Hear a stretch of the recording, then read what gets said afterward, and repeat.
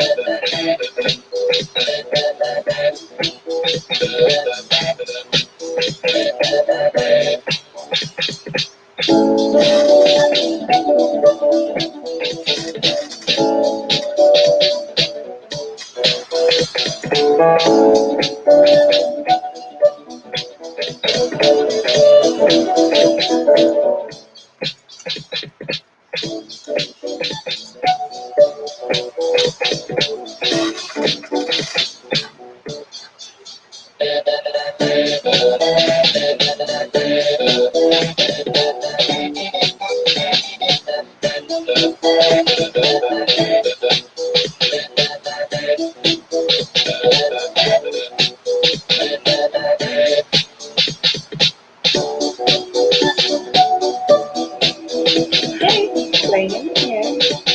I hope you all are doing well.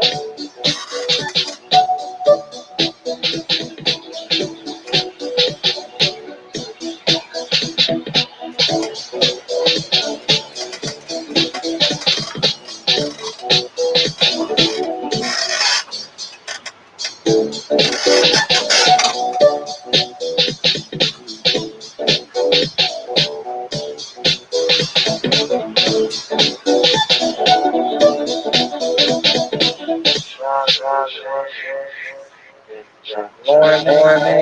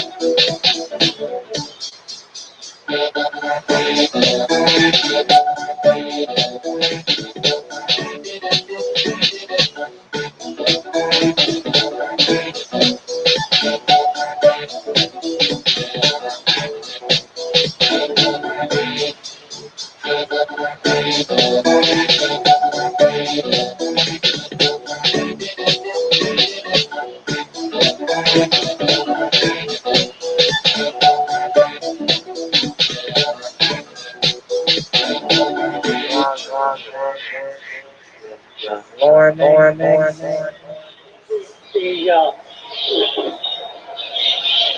the principle, if you will,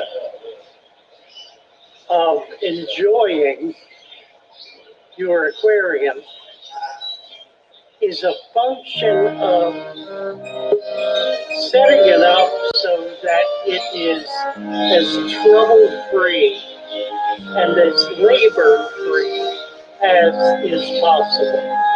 And that's really all I've been trying to teach through all these videos is how to set up an aquarium that's trouble-free, that's labor-free, that's easy to maintain, that you can walk away from for an extended period of time, and it will remain stable and healthy.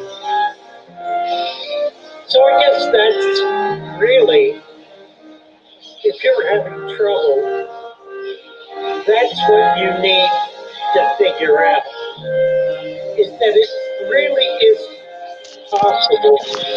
Excuse me, I've got the hiccups. It really is possible to set up an aquarium that is honestly trouble-free. was watching a video recently, a pretty long one,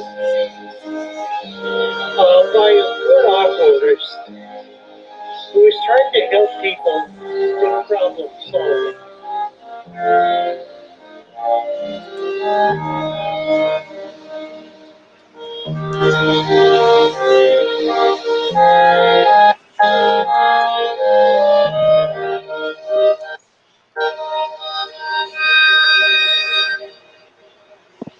Hi, Mary. Good morning. Mary, try and sort this one How are out. you all? How are you, Father Fish? Let's talk about Good. Good fish, to see you. baby. Let's talk about you and me. Let's talk about all the good things and the bad things that may be. Let's talk about fish. It's Saturday morning, D3B. Yay! Morning. We're in the weekend. Let's talk about fish, baby. Let's talk about you and me. Let's talk about all the good things and the bad things that can be. Let's talk about fish. Fish. Let's talk about fish. Let's talk about fish.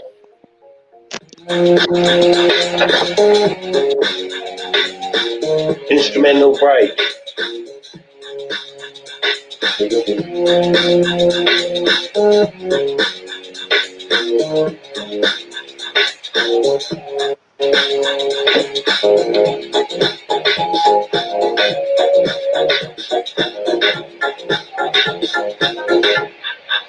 Let's talk about fish, baby. Let's talk about you and me. Let's talk about all the good things and the bad things that may be. Let's talk about fish. Let's talk about fish. Fish. Fish. Let's talk about you and me. Morning, Ro. Let's talk Good to about see all you. the good things and the bad things that may be. Let's talk about fish. Let's talk about fish. Gemini. Fish. Funny. Yes. Thank you. Quite a conquest. Oh, we got one more little song and then we'll kick it off here. What is this? This is the end of the video. Wow, really? Jack and Dan, hi there, guys.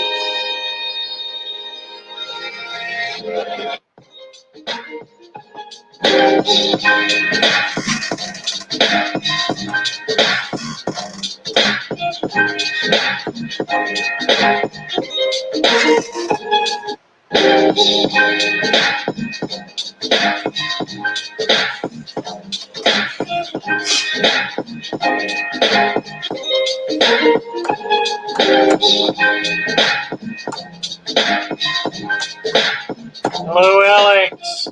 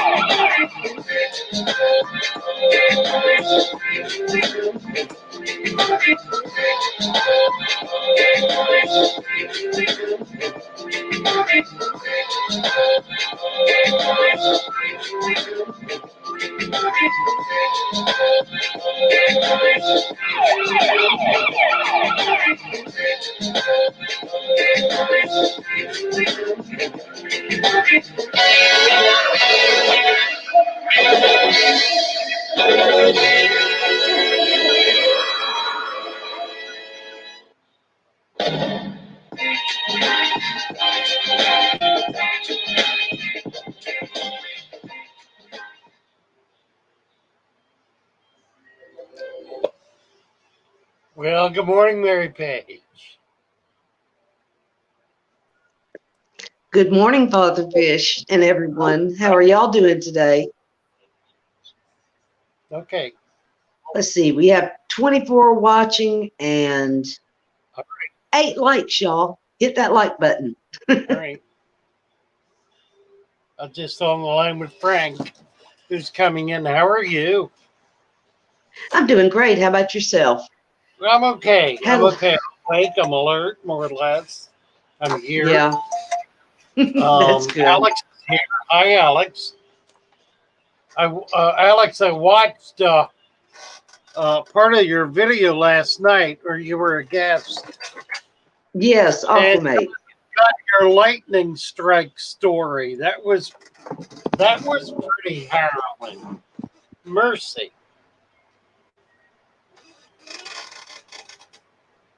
So you've had a long way back, and you've come a long way. So we can all be very thankful about that.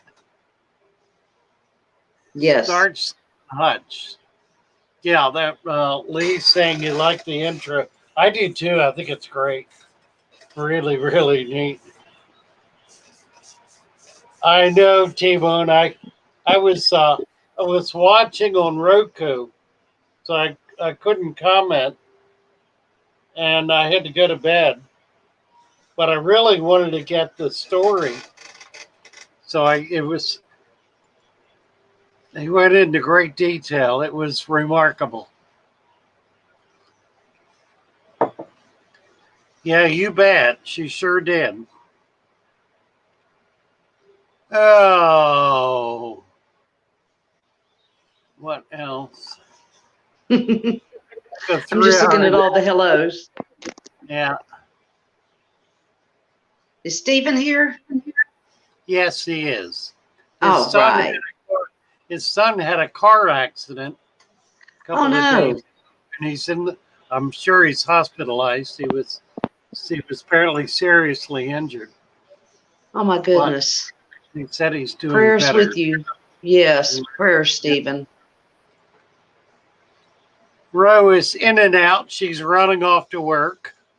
Hi, Ro. I hope you have a great day.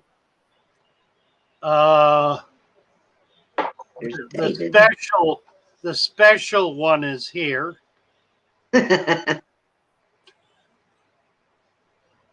We're all special in our own way. Amen. Amen. Jack and Dan are here. Paul Hi, C. Jack and Dan. I'll see. Alan did. David Piper. Hey, you. Well, so I got Snacks 13, D3V, Rohan,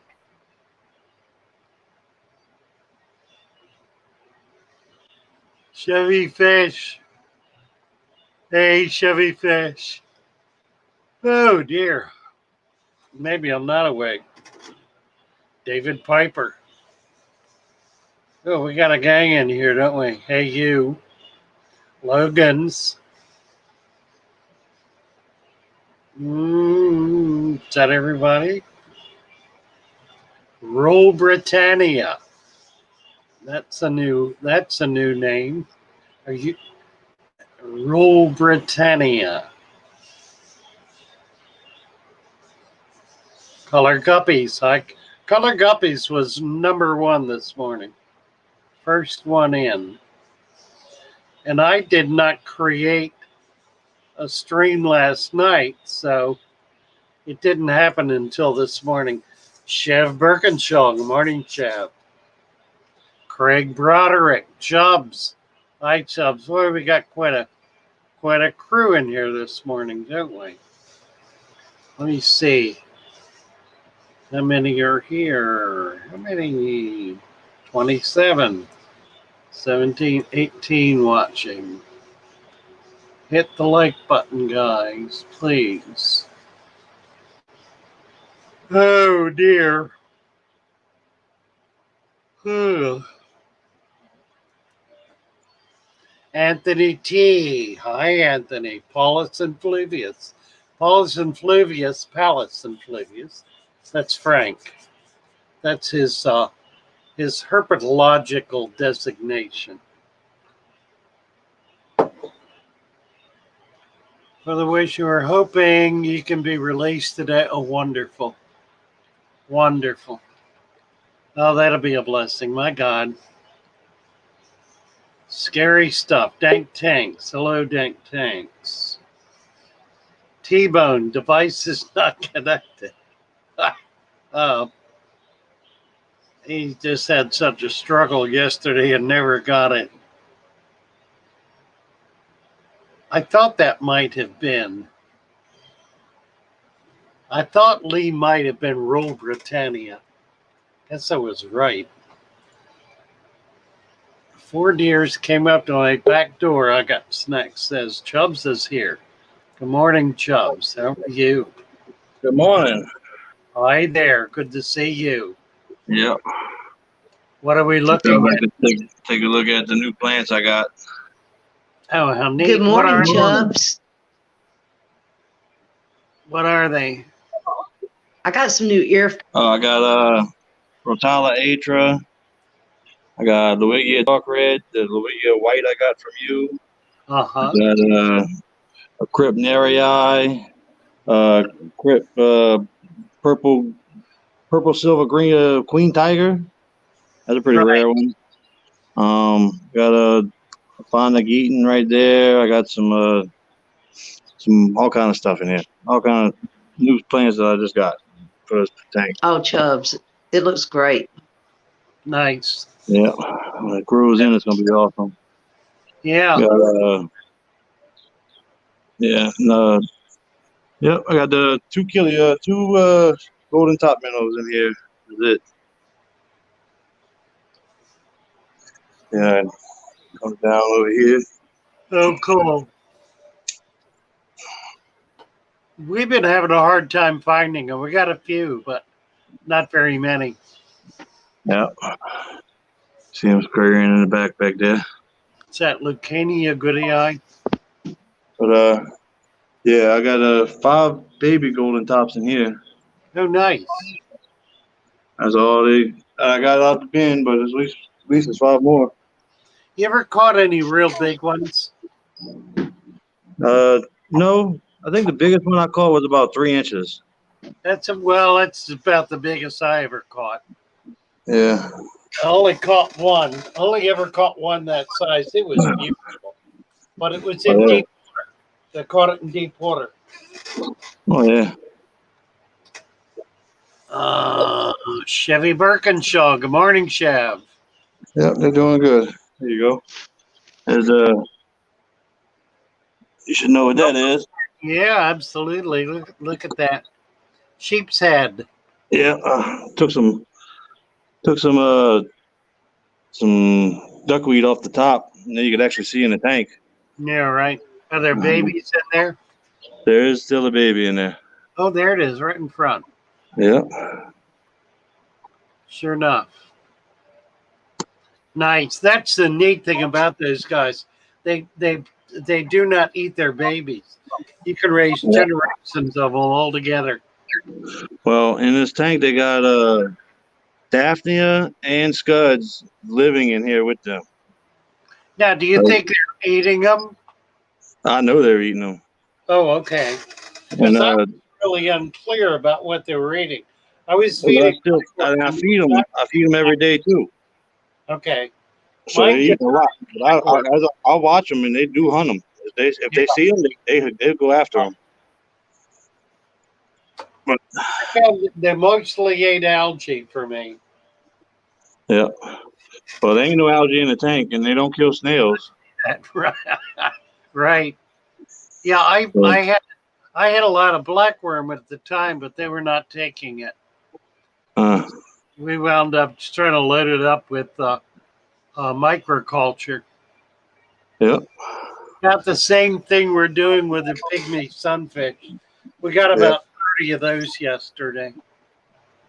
Yeah, I've been trying to look for them over here because they got a couple species over here, but I haven't seen them. They're hard to catch. You catch them in 1 inch of water. Yeah, real shallow in the grass. Where the grass is coming up out of the water.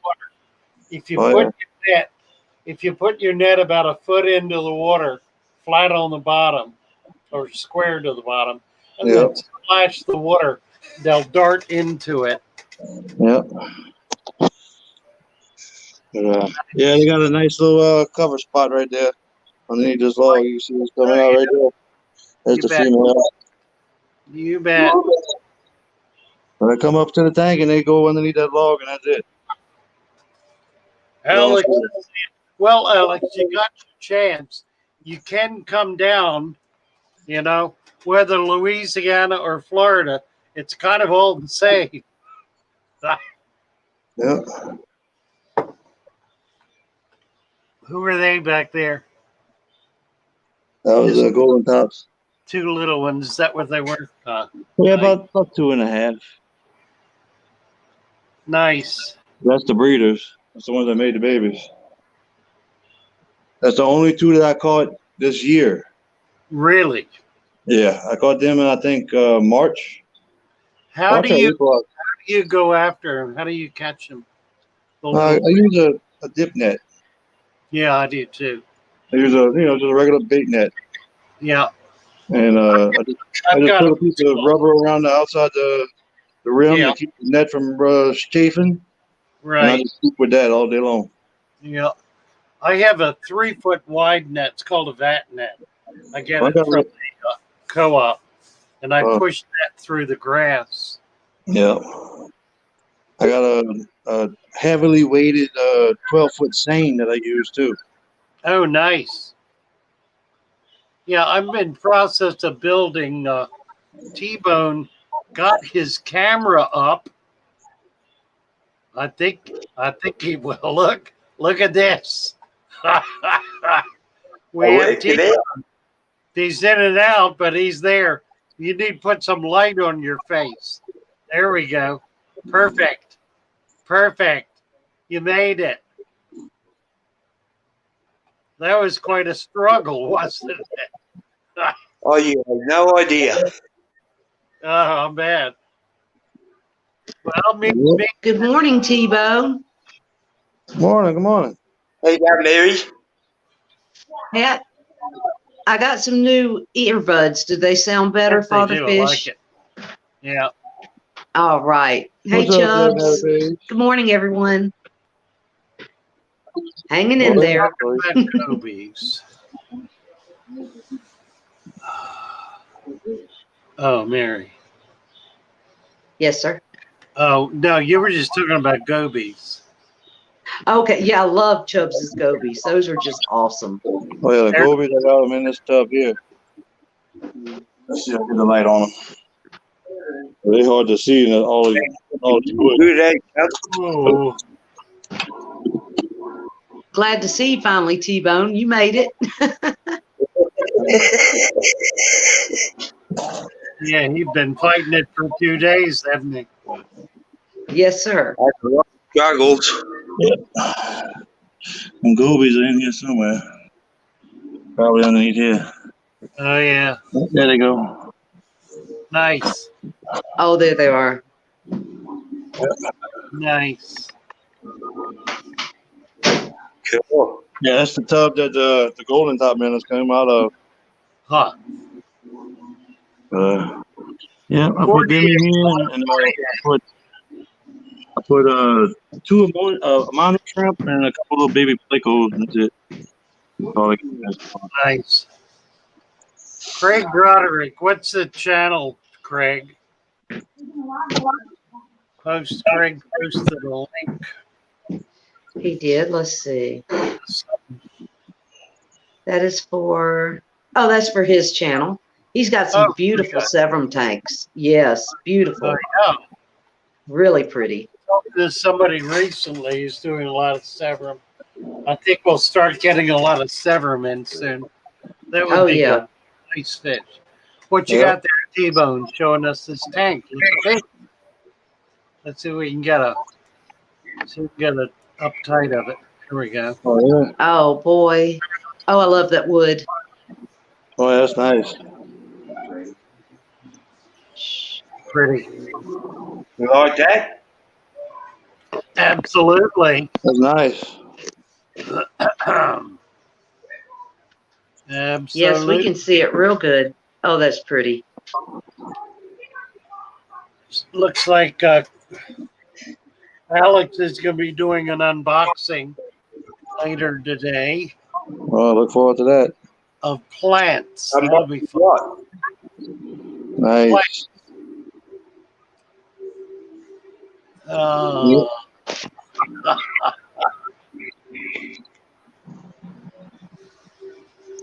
well, we need you to move down here, Alex.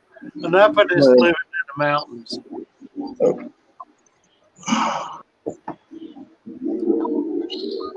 Greg is posted his website. Lots of nice fish. You need to check that out.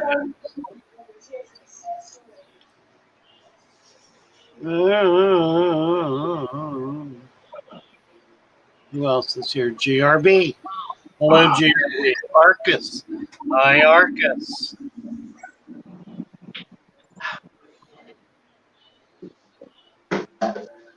So, T-Bone, how many tanks do you have?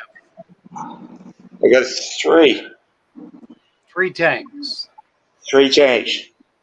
Nice. Look at Chubbs. This is cool. That's my betta fish. What is that? That's my betta fish. He's a half moon. Oh, okay. Okay. Boy, I got some beautiful bettas yesterday. Somebody comes of them. Yeah, they're. I showed pictures of them a few days ago. We just got a shipment in. Oh, that's pretty. Stunners. I need to see those fatherfish. I need to see those. Yeah. Your little girl is egged up. She ready to go. Nice fish. She is full Very of it. nice. Very nice. Yeah, she looks good. She looks Yeah, real he's good cool. with her eyes. Her eyes. She looks like she got eyeshadow on. She got like red on top of her eyes. You have a male to breed with her? No, I don't. Because she's hot to trot, so you need to get a male. Yeah, She's loaded with it. she eats scuds and all kind of stuff. Nice fish. Mm. If some of them golden top minnows, I'll let you see them in here. I love those. So you're leaving. Stevens is asking if you're in Virginia today. I know you haven't left yet. You're leaving. Me, no, today? not yet. It'll probably be, I'd say I'll be home by Monday. Probably leave tomorrow night sometimes. So you're gonna leave today? Yeah, well, tomorrow night, probably Sunday night, and be home by Sunday morning, or Monday morning, excuse me. But today's Saturday. Yeah, so I'll probably leave out tomorrow. Oh. Sunday. Okay. Yes, sir. That way we can drive all night. It's easier with the kids to drive at night. When And then maybe I'll be home. Yes, exactly. Right. Where they fall asleep while they're driving. Right.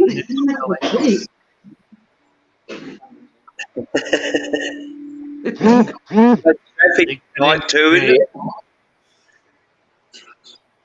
Say so better. Yes, it is. I'm just always impressed when I see Chubbs' tanks. And T-Bone, I'm glad to finally put a name to the face. Oh, yeah. Yeah, nice to see you. Well, I'll tell you, Puffin, we need somebody. We need somebody over here who can do it. It'll happen. All right. What is this? Huh. Stephen, Alex, Rule Britannia. Well, we're happy to have you here, Rule Britannia. Very nice. Okie dokie.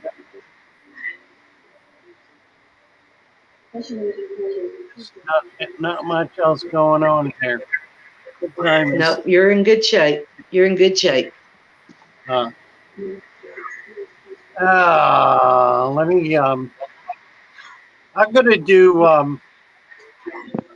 half-hour break, like every half hour. So we'll try to get new people up every half hour. See if That we sounds good. can. So we got excuse me. We'll get one of the girls' tunes up here. Look at all those guppies. Oh, they're so pretty. You have some that are really big, don't you, Chubbs? Yeah, I got some that are big. Yeah. Like how Yeah. big can a guppy really get? They can get pretty good Well, size, not can't big. they? They're not really big. Man. See? That purple one looks pretty big. Oh yeah, Yeah. this one here. Oh, yeah, that one. Yeah. Yeah, it's a metallic blue mascot. Oh, It's that's pretty. so pretty. Yeah, there's a peach. Beautiful. Yeah. This one here though, this is the one I really like. Yes. Oh yeah. It's I orange. can't wait to see what mine are doing when I get home. And the tails on some of these. I had some guppies from Michael's Fish Room, and they have bred with my platinum albino whites. Yeah. And I'd like to see what they're doing. All these mud guppies and endlers, they all were endlers and mud guppies of Lucas Brett's. Oh Oh right. yeah, that's where my Galaxy Gold guppies came from. Yeah, But I all only these have guppies were I bought 5 female endlers, 5 male endlers, and 5 female guppies, and this is what I got. well, they're beautiful. Yep. And I bought, like the metallic blue Moscow, a couple Dumbo ears, and that's about it. The rest of them were born here. Yeah, it's a beautiful colony. Yeah. How many you got, Chubbs? Oh, I would say probably about 300. I mean, if you come down here, you see even more that's different. Right. It's everywhere. Everywhere you look, there's guppies, and everywhere you look, there's fry. Yeah. Yeah. So you say it's Fish. thankful. Hey, everybody. That's a baby leaf skillyfish. And there's another one. And then there's another Oh one. wow. And then, like, literally, there's another one. There's more. That's And what they're I want, everywhere. some killifish. Yeah, Oh, look they're at so pretty. yeah. Look at this one. Nice. Oh, yeah. Everywhere. Any Formosa in there? Oh, yeah. That's what I was just showing. Oh, okay. There you Oh yeah, sure go. enough. There's a Thought baby. They are everywhere. They do real well with guppies. Oh, yeah. There's a baby one. A real tiny one. Oh. Probably a day old. You can see it buried up shrimp in there, too. There's a big female. Oh.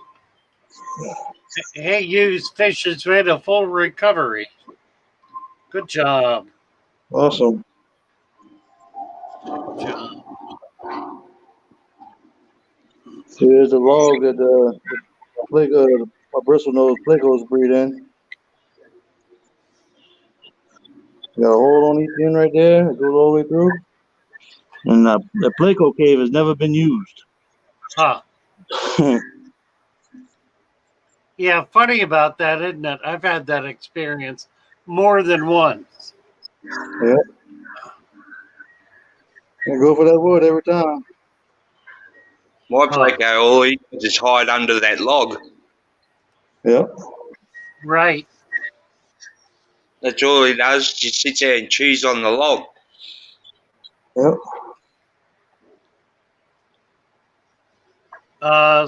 That Alex wanted to know what size tank that is, Chubbs. 75. A big tank. Yeah. Nice. Nathan Fishboy. Hi there.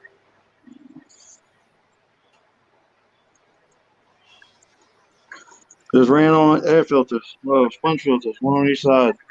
Oh, cool.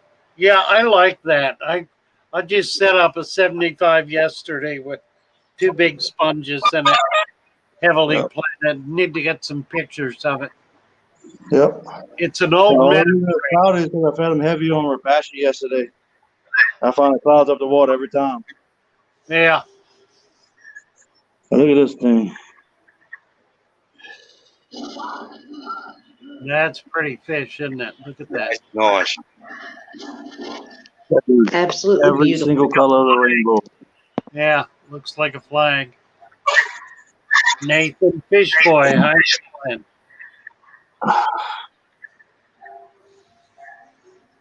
Very nice.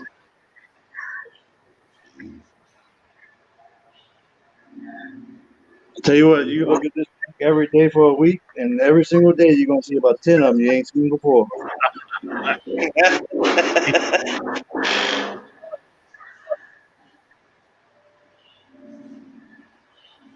You've got hoons going down the street.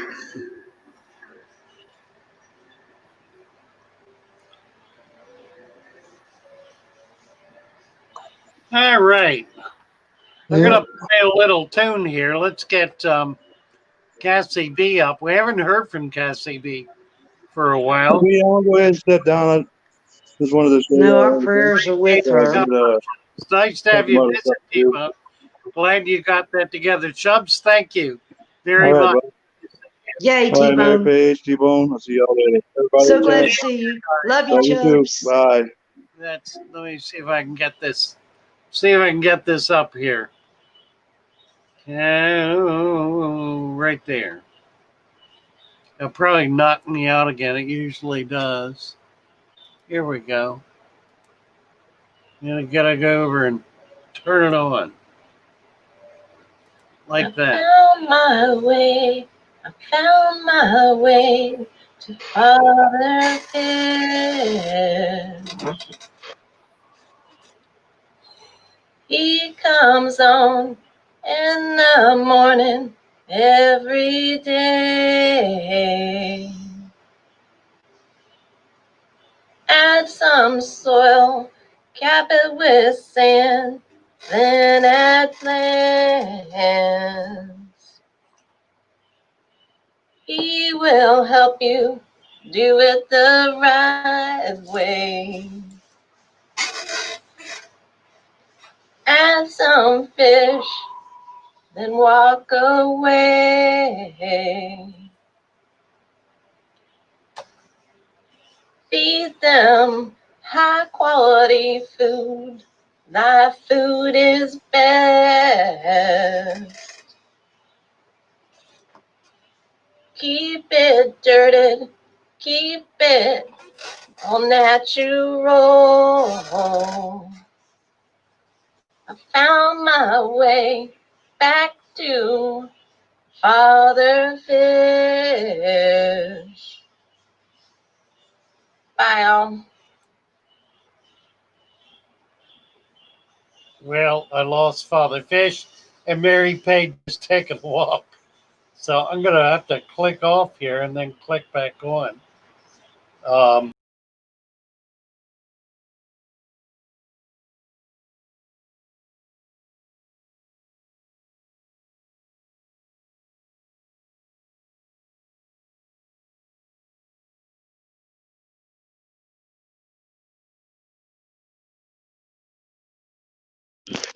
Trying muting the mic. There. Hey, everybody.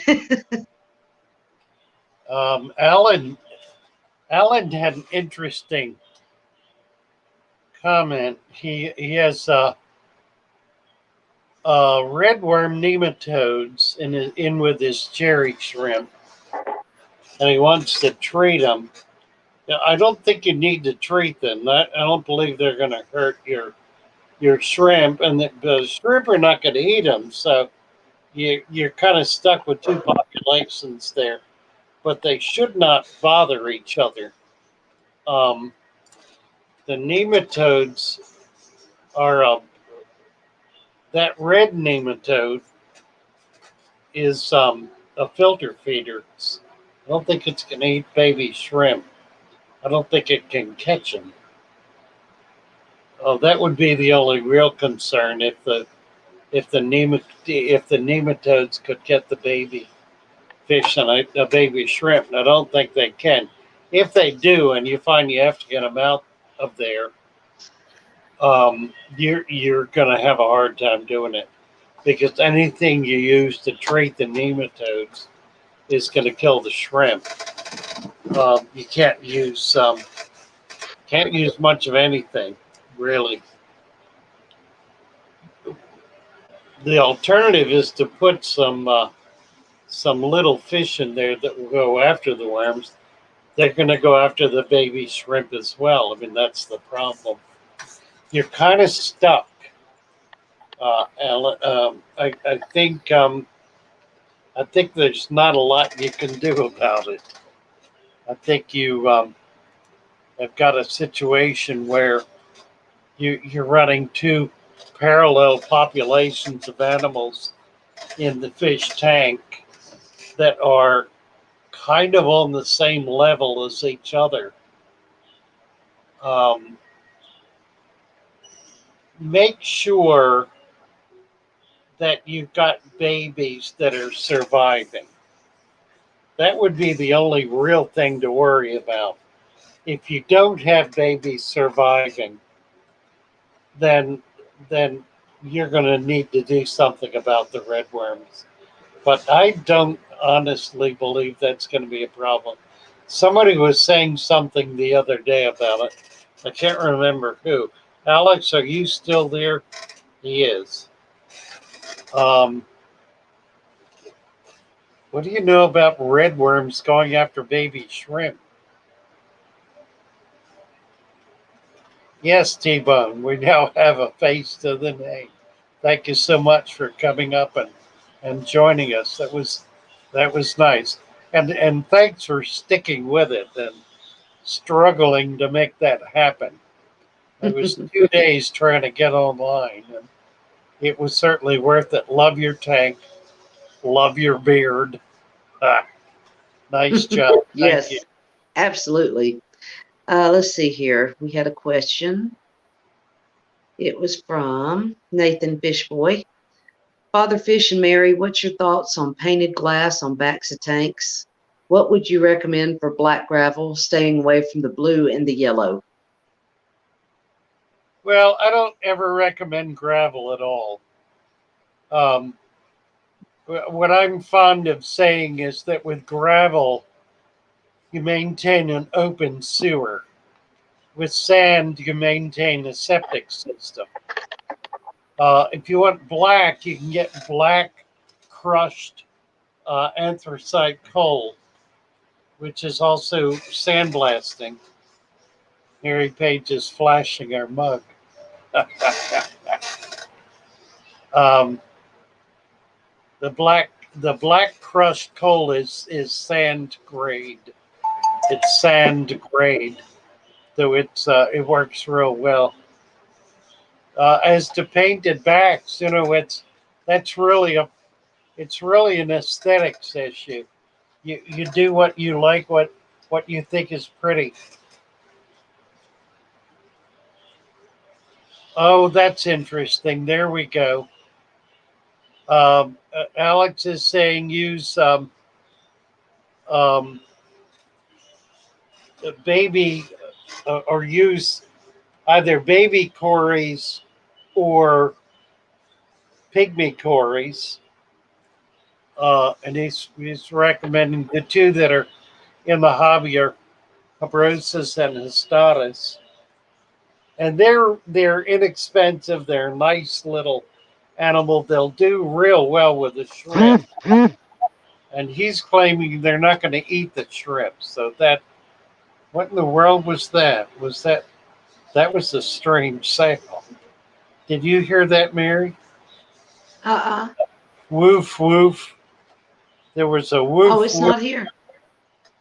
That's All my dogs are being good. I have no idea. Huh. Anyway. It's quiet in here. Yeah. Alan, Alex is suggesting some pygmies. I have plenty of them here. Next time you come over, grab a few pygmy cories and try that. They will go after the worms. That's absolutely right. Pygmy cories love worms. Stephen painted his tanks black to show off the reds and the greens. Yeah, the contrast is really nice. And the black gives you depth. It's not like painting it white or red or purple or pink, something that kind of flashes at you. The black will add depth to it, so you have a feeling of looking into something deeper. Nathan, what did Nathan ask?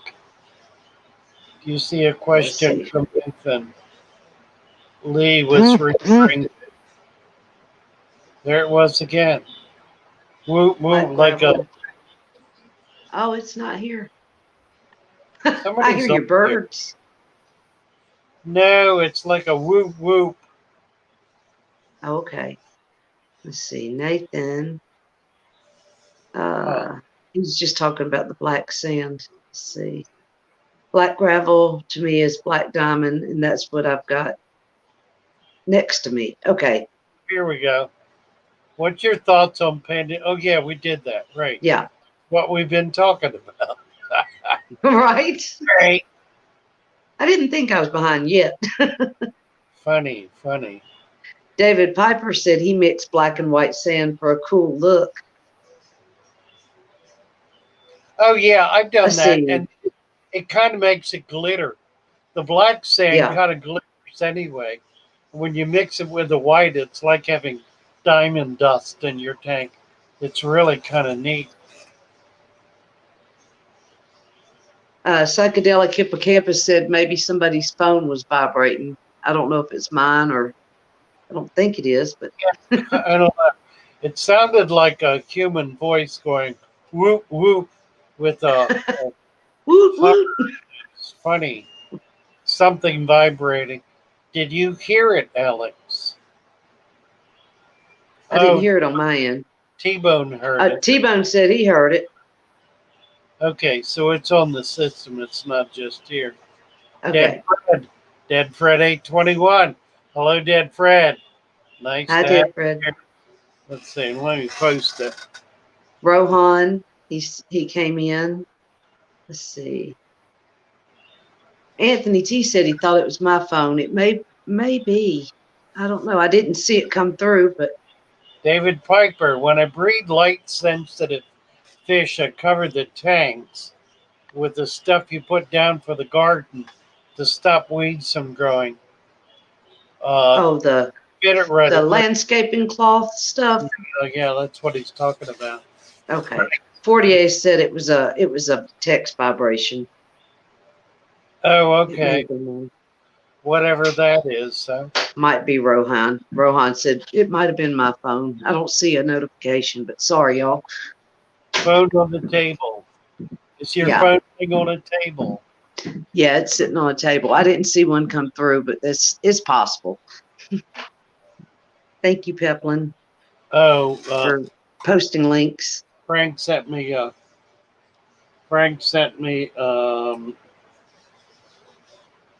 message, which I'm not finding. Was that the notification, maybe? I don't know. No, he sent a picture, I think. Where'd you say Frank was this morning? Golden Top Man. He's on his way in. Oh, okay. Yeah. Hi, J-Dog. D3V said it was definitely a phone notification vibration. Hollywood just won a close game of Australian football. GRB says half of Australia just went woohoo.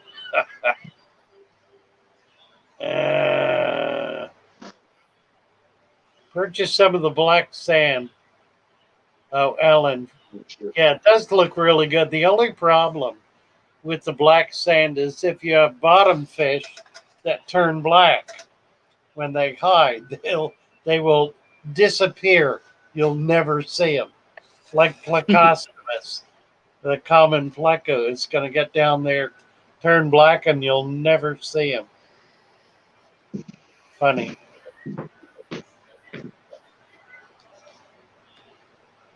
Oh, Dead Let's Fred, see. good morning.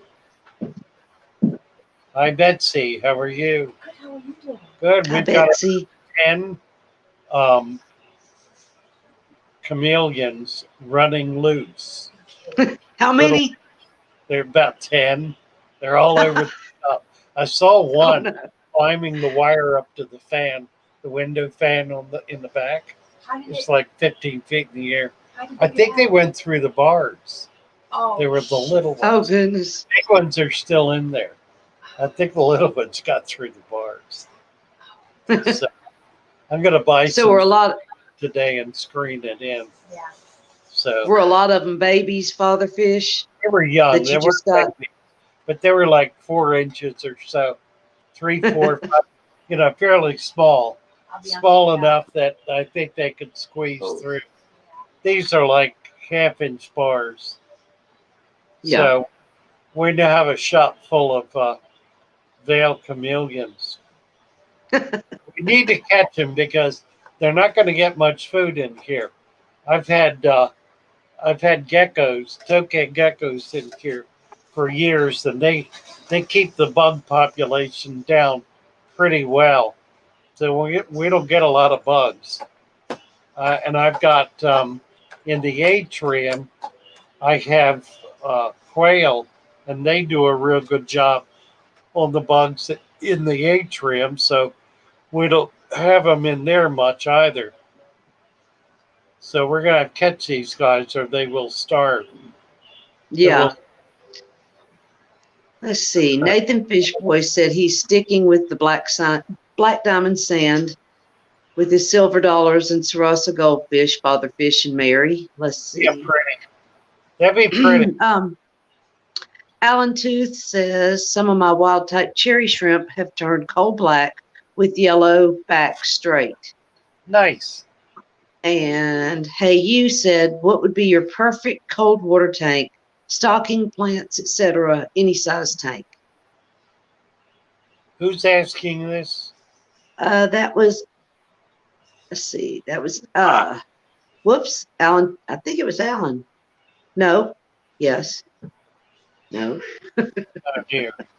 Well, Oh, it's Hey You. Hey You. yeah. Sorry. Alex just suggested we get Jacksons to hunt down the veils. I ain't gonna do that. I ain't gonna do. Besides which, I wouldn't turn them loose. Got them. Let's Mercy. see. That's funny. D3V says, okay. Oh, Psychedelic Hippocampus wants to know if you ship the chameleons. I don't know yet. We're gonna test ship. We're gonna put something. We're gonna put one of them in a bag and put it in a box. With Are you going to ship it to me? Yeah. Well, I'm not gonna ship it. I'm gonna let it sit on the counter for Oh, okay. 4 days and see if it survives that ordeal. I Let's see. think they'll D3. survive is to put in something that will allow them to get air, and that one I haven't figured out yet. Probably. Okay, now, Dead Fred asks, Father Fish, is there a particular retailer, trader, or grower I should seek out if I'm searching for a specific species of duckweed? Mankai, Wolfia, or I can't read it. Globus? If I said that correctly. Yeah, I'm not that I'm aware of, Dead Fred. I don't know anybody who's culturing duckweed. David Piper's here with a little peanut. Look at this. Hey, David. Hey everyone. Oh, I see a little bedhead. I'm getting ditched. How are you? Dave, Oh, I'm okay. you know, A nice day off, so.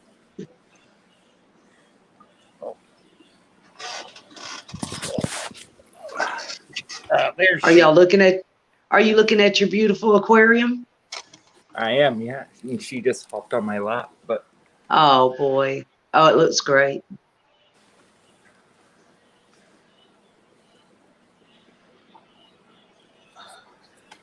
So pretty. I just thought I'd pop in and say hi quickly. And I got a baby pulling me in all directions, so I will take off again. But Nice. just wanted to say Okay. hi. Nice to see you, It's great Dave. to see you, David. Always glad to see you. Let's see. Somebody else asked something. Oh, that was psychedelic asking how you ship the chameleons. Yeah, don't know. I See. got to work on it. I need to figure out a way to do it. Let's What see. I'll do is talk with my reptile guy. I think I know how he does it. Puts them in a little box. So we'll try something and see what happens. Let's see. Something like that. Against the flow came in. Okay. Oh, psychedelic hippocampus said, "How about one of those cardboard critter boxes with Yeah, the wet sponge in it?" Yep. Yeah, something like that. I'm gonna. I'll just call my herp guy and see what he does. One dirty platy. Hello. What is this? Alex, for a cold water tank, is talking about blue ear pygmy pumpkin seed fish or sticklebacks. And Oh. set them up with sand and a low boy 50. That would be cool with a lot of plants. Sticklebacks, I'd love to be able to do sticklebacks. It's too hot here. I need a chiller to be able to do it. But sticklebacks are really, really very cool. Very cool fish. Oh, Rohan wants to know if he can culture microworms with brown bread. Oh wait, Betsy, don't put it back in there. I'm not. Okay. I'll keep them in a bigger. I'll get a bigger container. Okay. Okay. Betsy's catching veiled chameleons. She just got one. Did they get out last night? Yeah, they did. Yeah, we put 14 of them in there. This morning there are 3. Oh no. Yeah, all the little ones. I'm sure they went through the bars. Yeah, I like the pygmy pumpkin seed fish. That's a cool one too. I don't know if I've ever seen those. Yeah, they're pretty little fish. Darters are another one, like the Tennessee darter. Mm-hmm. The darters, they're pretty darters. There are a lot of cold fish that are very colorful. Did you hear my question from Rohan about the microworms with brown bread? No. Can he culture with brown bread? I think it's what it was. Yeah. Can I culture microworms with brown bread? From Rohan.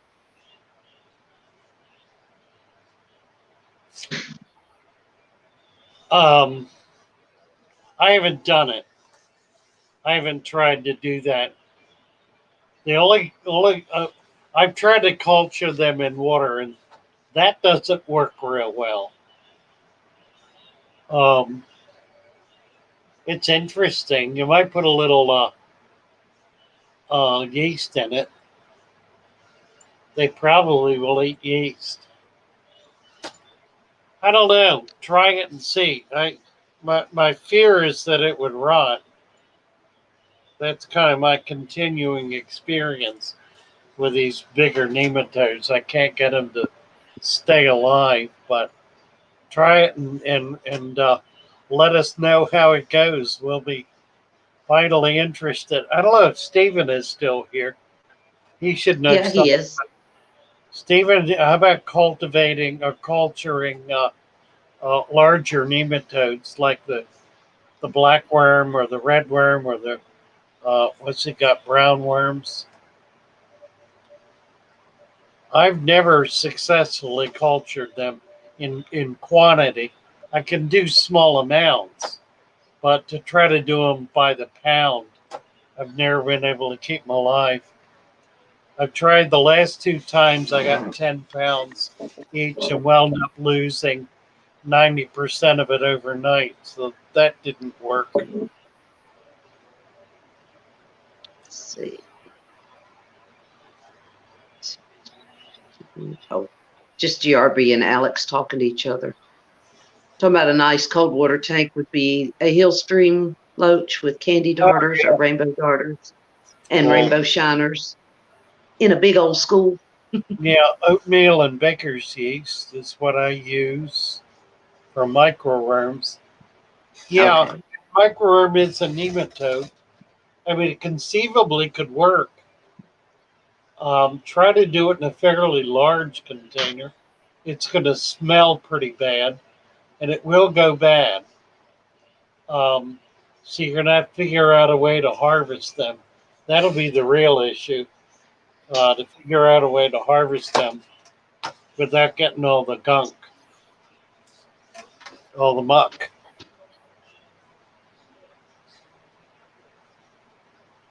Let's see. Looks like we're caught up. You can tell us a story. A story, right? A story. We want story time. Tell us a story. What do y'all say? Story. Time for a story time, y'all? Tell us a story before we go to bed. Promised me you said you would. You're gonna give in, so I'll be good. Tell us a story. Then I'll go to bed. A story. Goodness sakes. My grandmother used to tell me stories. She was the big storyteller. Golly. She would tell like Hansel and Gretel kinds of stories. She'd have all the grandchildren sitting around. She had 6 grandchildren, 3 from each daughter. And we were all close to the same age. I was the oldest. I was 1 year older than my oldest cousin. And then the other 2 on each side were the same age as each other. And they were like 2 years younger. So we were all within 3 years of each other. It was all pretty close. So we all hung out together and played together. I was usually odd man out, mostly because I was not into being the leader of the pack. I was into being a loner.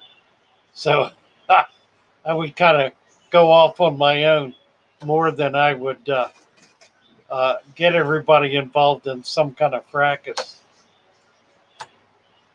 So where did I go off on my own? Well, I would go down to the creek, would be one thing, and just start catching stuff. I don't remember sharing that with any of my cousins or brother and sister. I was just, nobody else took the same interest in nature that I did. They were kind of all into each other, I think. I did play ball. We played ball every afternoon after school. There were 2 boys across the street. My brother and I would go over. They had a little ball field, and we played ball all afternoon. And my sister hated it because we would not let her play. But I don't think we ever told her no. I don't think she ever came over to offer to play. Maybe she did once, probably when she was 5 or something. But I don't recall that ever really being an issue. Maybe I just wouldn't remember. I don't know. But the breakthrough for her was when we had a family join the church that had a little girl her age, and they became best friends. Grandson fishes. Oh, there's Alex.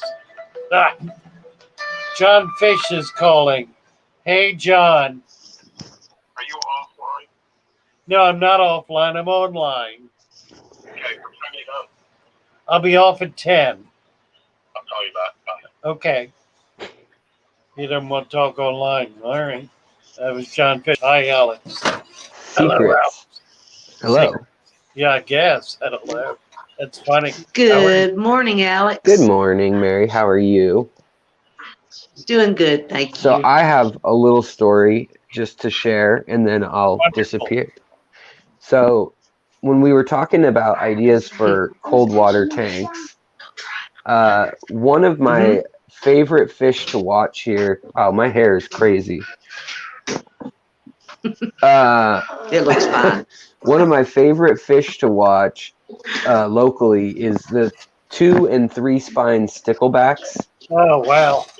And in Lake Washington, which is about a 30-mile long lake in just outside, or well, Seattle's kind of built around the lake. And in the 1950s, they did a survey, the university did, of the lake, and the sticklebacks were they were like 3 inches long, so they were big size sticklebacks, and they had spines that were really short and went straight up and down. And when they cleared up the lake, they cleared up the water quality of the lake all from the 1950s onward. They stopped dumping creosote and logs and all sorts of other stuff in the lake. There were a bunch of paper mills on one end of the lake too. And so they stopped doing that. And the clarity of the water improved. And they actually documented as early as the 1970s, they saw that the sticklebacks had started having spines going angled backwards, and they were up to 1 inch long, the spines on them. Wow. And so they realized that the water clarity had improved, and that birds were their prey when the water quality was bad, like herons and ducks or whatever, birds from above, when the water quality was only like a foot. So when the water quality like now is 10, 15 feet of visibility, now fish are their biggest predators. And so they've already evolved quickly to have hooked spines, so they get stuck in the throat of fish and can kind of get away. They hook back into the mouth of the fish. And so it either teaches the fish a nasty lesson and then it decides not to eat the other ones, or they actually get away. But the other thing that they noticed was that the bottom of the fish, when you look at it from below, it was brown before, like a tan color. And it was tan all over with armor plating when it was in the 1950s. Well, now they've lost almost all their armor plating, and they're way faster at swimming without that armor. And then they are silver or white colored on their bellies now, so that from below it looks like the sky. So that water clearing up actually changed the way they look within about 10 generations for them, or 20 years. It started being noticeable. And now 50, 60, 70 years now since all of that, you can see in the different clarity spots of the lake, there's certain spots that have different clarity, like where a river dumps into the lake, in one side it's kind of murky and shallow and sandy, and then there's other spots that are like rocks and no water flowing really, so really clear, just lily pads and things. And it's a pretty deep lake. So they've documented, there's actually some really good footage from the University of Washington and from University of Washington. You can go online and you can look at the footage, and you can read about the papers just documenting both armor change, the color change, pattern change on them too, and then the spines, how long the spines are and what angle the spines are at. So kind of interesting, all in one little lake, or one Yeah, big pretty lake. big. Yeah, and then another really cool thing about sticklebacks, if you ever keep them in captivity, you'll see it, but you can see it when you watch them. Like I'll go to the side of the shoreline and watch them, and from a dock or from if you can get up on a rock or a log or something and look down on them, they hang out right all the way to the shoreline, basically, like with 2 inches of water or so.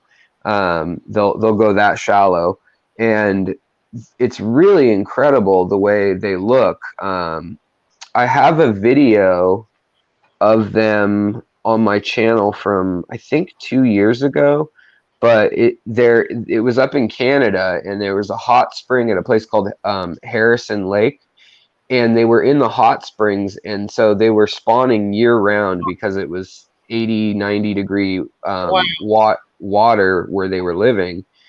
And the way they spawn is really complex, but they basically, so the male finds a female that he likes, and the males are like half the size of the females, and the females look like kind of like a silver, just like a female guppy, but they have a huge belly, like a big square belly, like the most pregnant female guppy you've ever seen. They kind of look like what state would that be? Is it Oklahoma that has the big panhandle? I can't, maybe that's not Oklahoma. What is it? Yeah, maybe it is. The one with the big long handle and then the big square on it. So their tail sticks out, but it just looks like this square with a funny tail. And the males will spot them and will size them up. And what they'll do is they'll dig a hole in the sand. They like silt and sand, and they'll dig a hole that's like maybe 6 inches deep. And what it is it's a hole that goes down, and it's a U-shaped tunnel. Yeah. And it's the exact size of the female that they've been like obsessed with. So they'll follow the female, they'll do the mating dance kind of like a guppy would, and they shine off, and they get kind of yellowish green, and they flash and shimmer, and the females pretty much ignore them for like 2 or 3 weeks to a month. And then they really start bugging the females, like biting their fins and running around in circles around them. And so that tunnel they build the tunnel, and then when they build that tunnel, they put sticks and leaves and any other debris they can find on top of the center part of that U-shaped tunnel. So there's some weight on the center.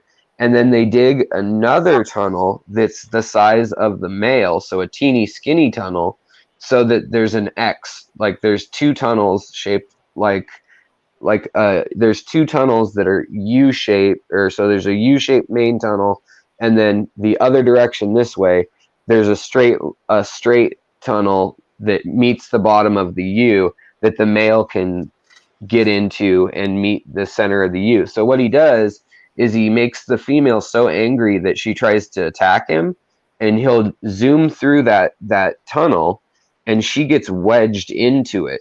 It's just barely too small for her. And so she gets wedged in and starts kind of like fidgeting around. And then the weight of all the sticks and stones and shells and anything else he's put on there collapses in while she's fidgeting in the sand. And so she gets stuck buried under the sand for a little bit, and he goes in that side tunnel and fertilizes her. And I guess that's when she lays eggs. And then she manages to wriggle her way out of the sand and basically just darts off, pissed off at him. And, that's that. And they never get phone numbers or anything. And that's the male's way of mating. It's really, really complex. It's for like a little 2-inch, 3-inch fish. I mean, the males are like 1.5 inches, but to watch them build these tunnels, and then they also build a circle around the tunnel, so they each have a territory, And then when the babies are born, they'll guard that territory while the eggs are under the sand. And so, but while they're building that weight that collapses on the female, kind of, they just collect shiny stuff, or I mean, if there's pollution and litter in the lake, they'll grab everything from like bottle caps and shards of glass, anything they can carry. They'll scoot over into that little area and kind of have like a pile of treasure that kind of just keeps the female interested in like the area. And yeah, it's really fun to watch them. So that's all I had to say is sticklebacks are pretty cool to watch mate. Well, that's amazing. Yeah, there's some videos online, not of them making the fancy nests, but of them making the tunnel and, you know, trapping the female of it. But yeah, that's pretty neat. Yeah, that is neat, Alex. The warm water one, are they available for collection? You know, I don't know. They're not actually. So sticklebacks are they're a saltwater fish that can survive in fresh water. And Right. so yeah, and so usually all the ones up here that we see are invasive. Like they've come from the saltwater into lakes, like in bilges of boats as little teeny minnows, things like that. So I don't know, because the ones here are in lakes that freeze. So I don't have experience with the warmer species.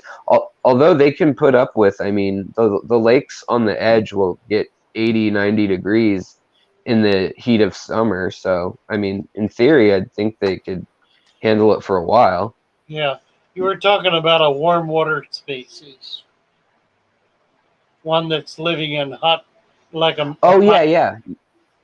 Yeah, so they only spawn a certain time of year when the water's warmer, and so that lake is glacier fed that I was talking about. So it's about 35 degrees year round, Oh, wow. and so the hot springs are 150 degrees. So where it comes out and mixes, they live there, but they spawn every month of like all year round because of that.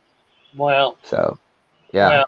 it's kind of cool. They made their way from a river up a canal through a wetlands that must have flooded at some point near the turn of the 20th century, and then they've been there for 100 and some years. But the Native Americans up here call them frying pan fish because of the shape of the females.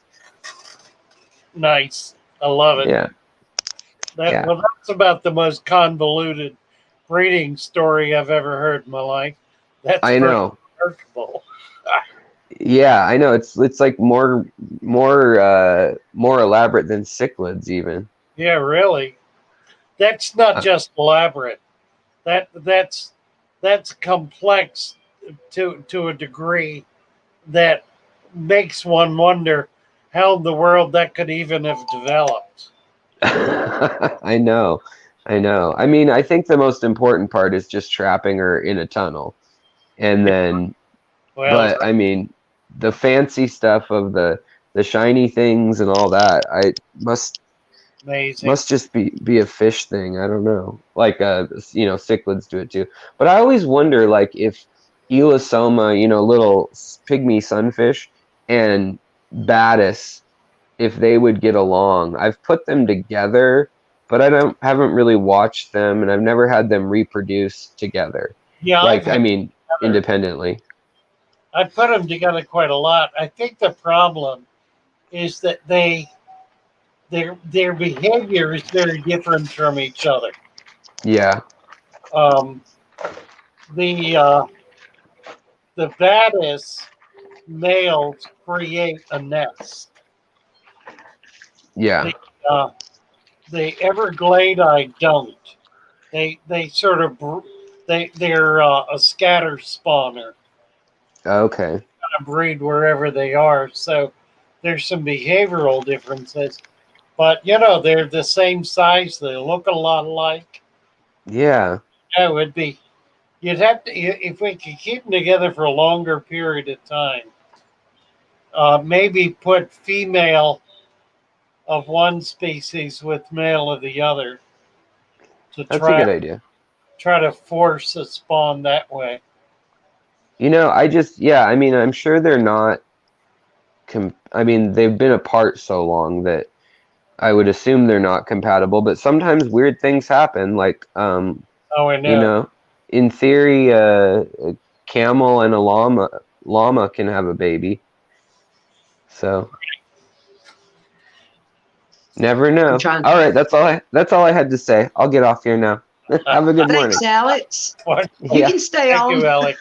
Love you, it's Alex. okay. Love you guys too. Bye. Always Bye. got something good. Always.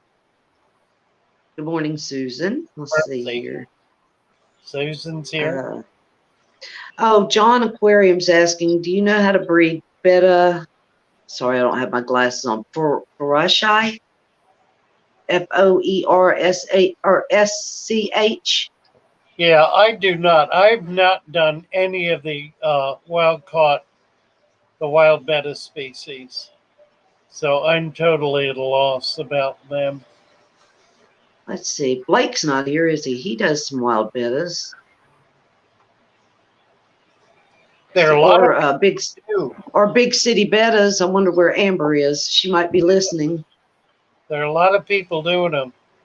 Mm-hmm. There was some talk about breeding nematodes, and I wanted to go back and pick up on that because it devolved into a conversation about. And Steven's here too. I know.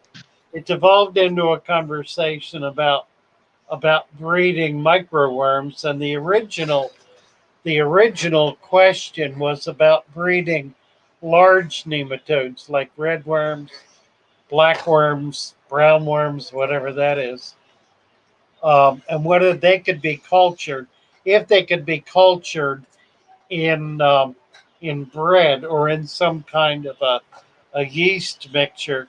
And I was real curious about that. So I wanted to get Stephen's impression of trying to culture a 1 inch long nematode in some kind of a yeast culture as to whether that could be done and how you would separate them out if you did.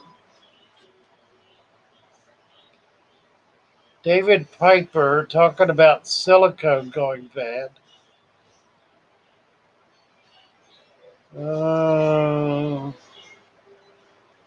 Yeah, generally, if a tank is 10 years old, you really ought to cut the silicone out of it. Try not to cut between the glass. You don't want to break the seal where you don't need to. But if you will cut, and you can do it by holding a single edge razor blade up against the glass and just cut it down on both sides. Remove that filler seam, and then redo that. It's not real time consuming. It's pretty easy to do. If you use alcohol as a final cleanser to really get it super duper clean, so that the silicone will adhere to clean glass, then you should wind up with a good seal on an old tank, and that'll hold up another 5 to 10 years. Let's see. Oh, can you hear me? Okay. Yep. Let's see here. Psychedelic Hippocampus says Father Fish Artie is finally starting to grow some new scales on his boo-boo. Oh, good. Let's see. Hey, you said they have to go, so have a great day. And Tommy came in. Let's see if you can pull up that link for Tommy. Okay. Let's see here. He posted it. Is that for the Facebook group? Okay. It's on there. It's right up. Yeah. Oh, all right. Let me go. It's at let's see here. Does the timestamp help you? It's at group.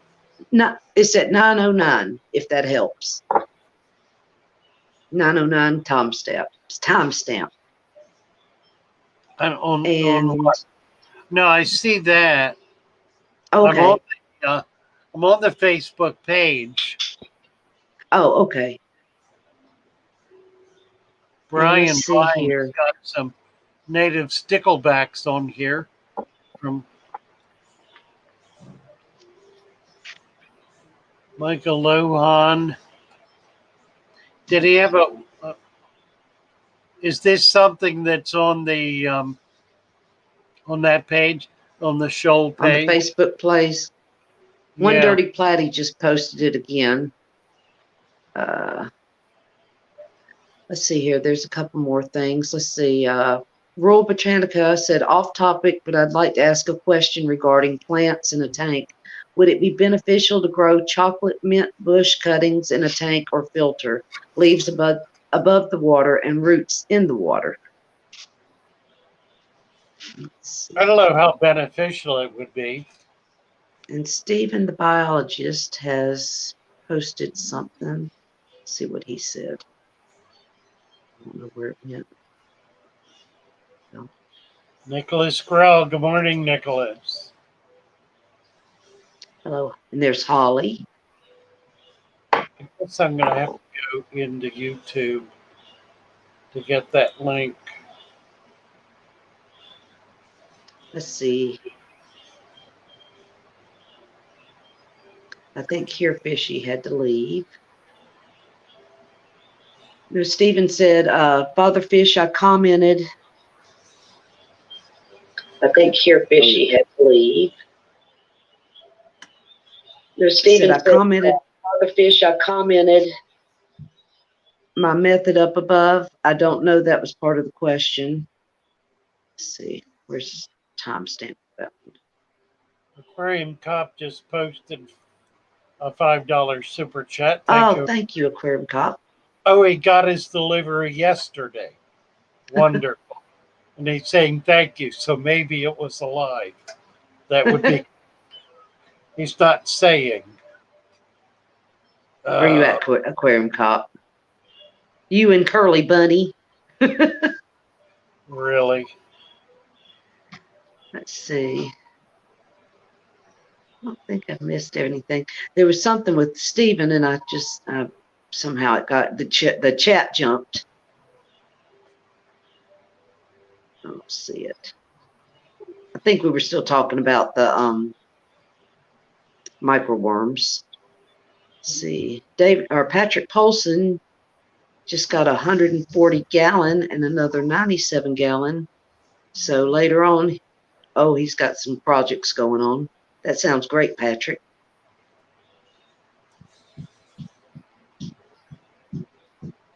Okay. Leslie Reynolds said, thank you, Father Fish, for all the help yesterday. She was the one that had the worms in the shrimp tank. And, oh yeah, Alex was on Aquamate's video last night on a live stream from Chevy Fish.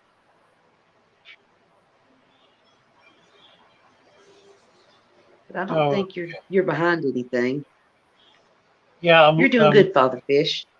I'm looking for that link, the Tommy Denda link for the Facebook page. Well, it's Leonid Efremov. It's an artist.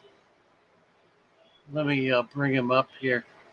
Oh yeah, the link is something that will bring joy. Just discovered the artist. Okay. Yeah, we're probably gonna lose one of us again. It's at 9:11. Is One Dirty Platy posted the Facebook link? For what? Or if what? y'all would post it again, I guess for the Facebook group. Oh well, this is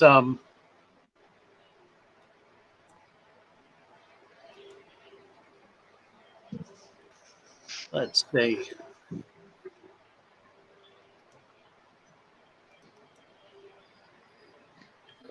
Leonid Efremov, world-renowned artist. There you go. There's West Palm Beach.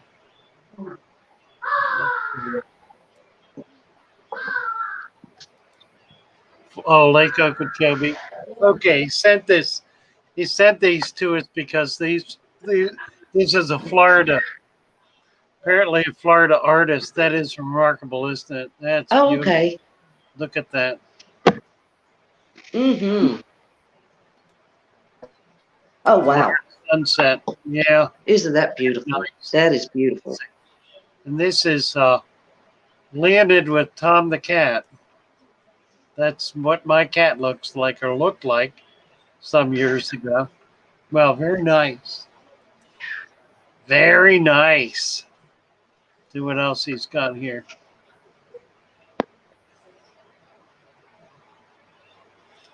Huh. Yeah, remarkable stuff.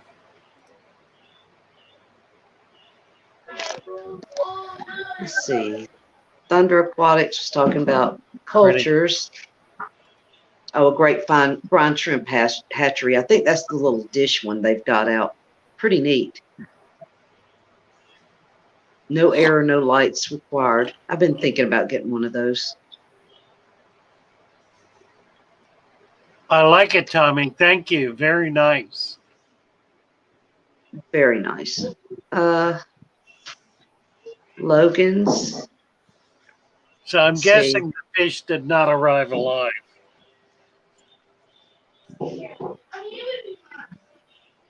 Let's see. Since he ain't talking about it. Yeah. I don't see anything about it yet. Stephen is mentioning Chevy fish as the consummate microworm breeder. I would love to be able to find a way to culture the larger nematodes, the blackworms and redworms, in bulk, in large quantity. No. Tommy said he had his bike stolen. Oh dear. Yeah, he's tell you just what. moved to a new home. Big J's just came in.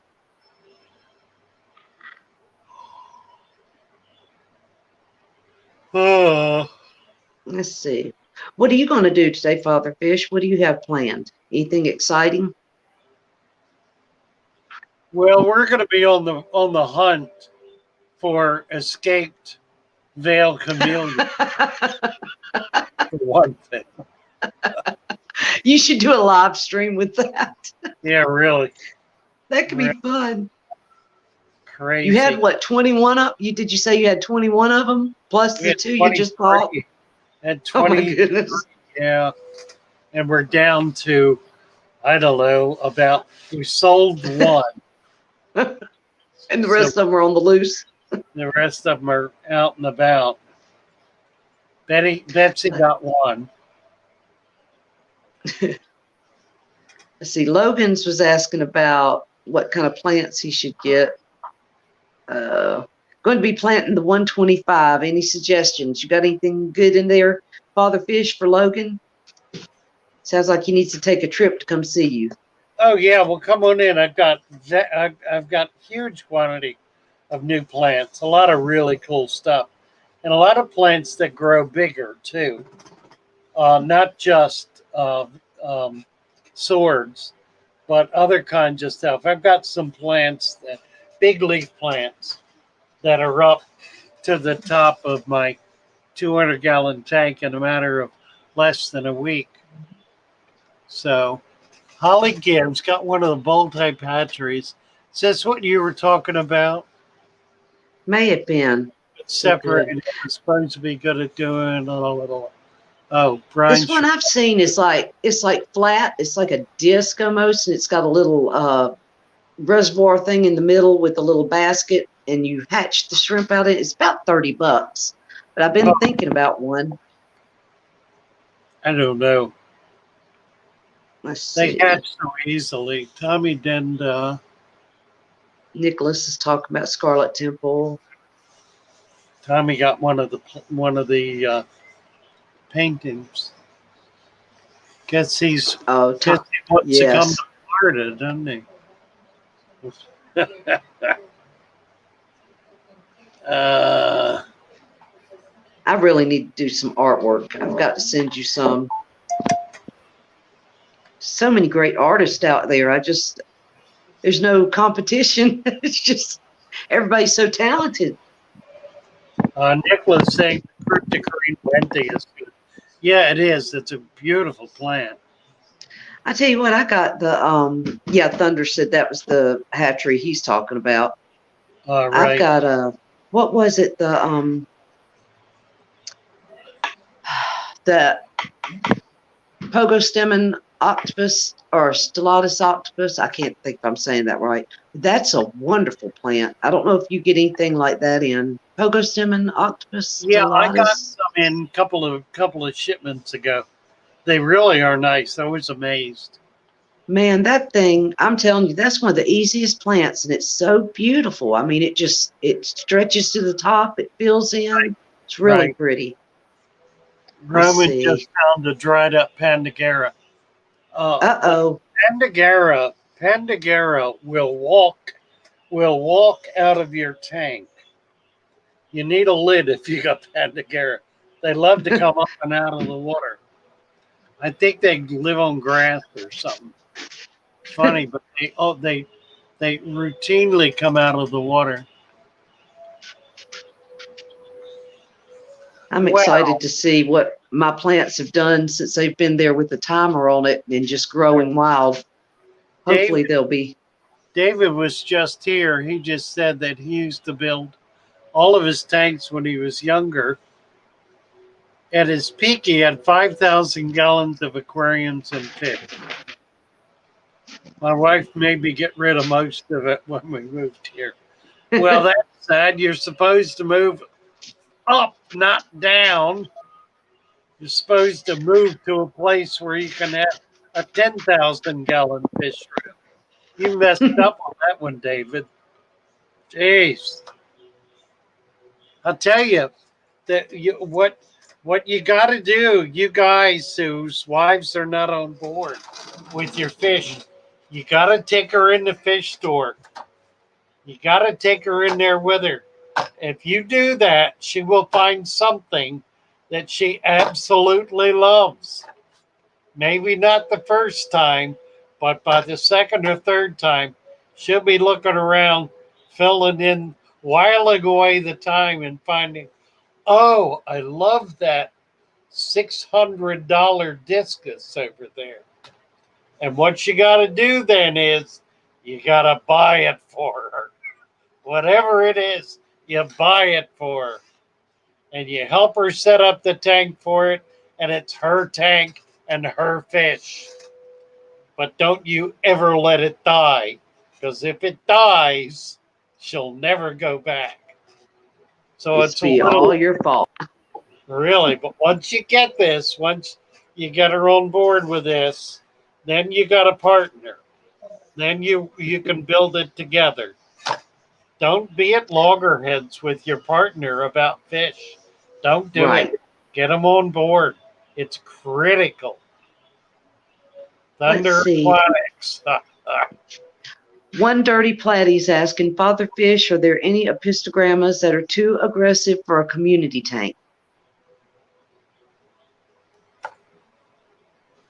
Gee whiz. Well, there probably are, but I don't know of any. Apistos tend not to be particularly aggressive. They're like a German blue ram, or like any other of the micro cichlids, the dwarf cichlids.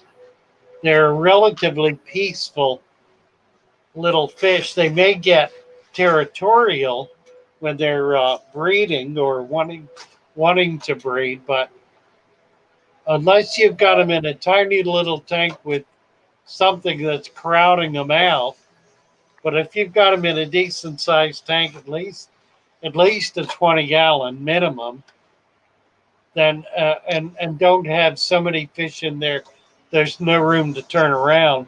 I don't see as it would be a problem. Aquarium Cop just gave you another $5 super chat.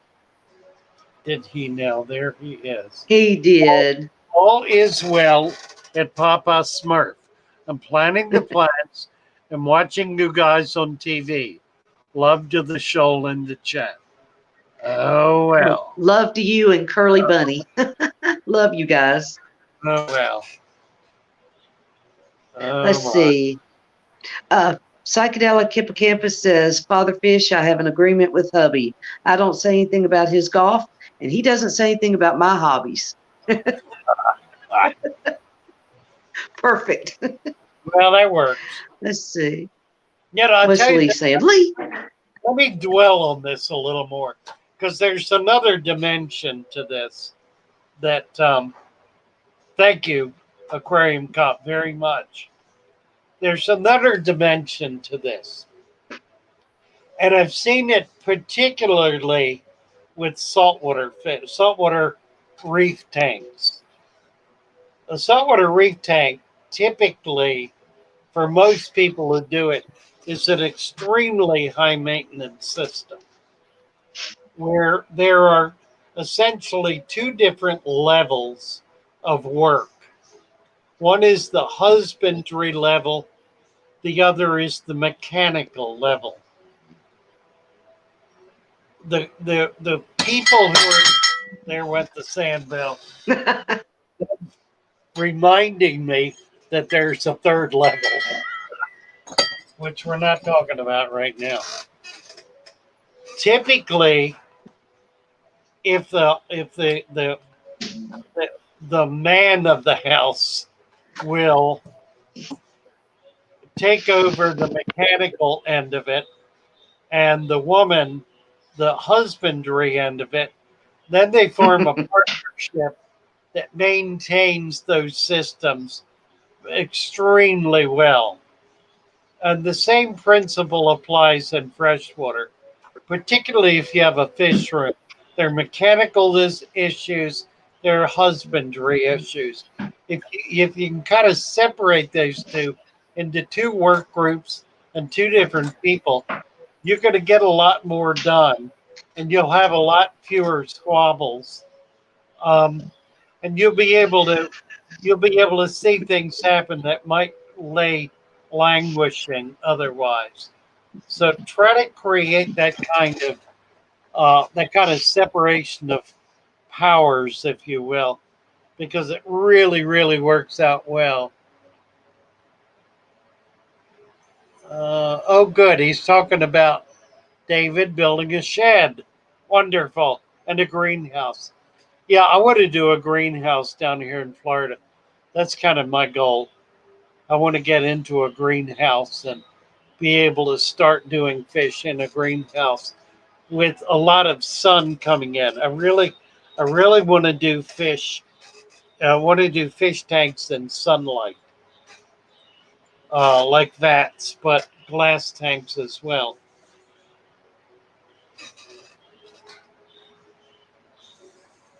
Oh, Craig's going to bed. Good night, Craig.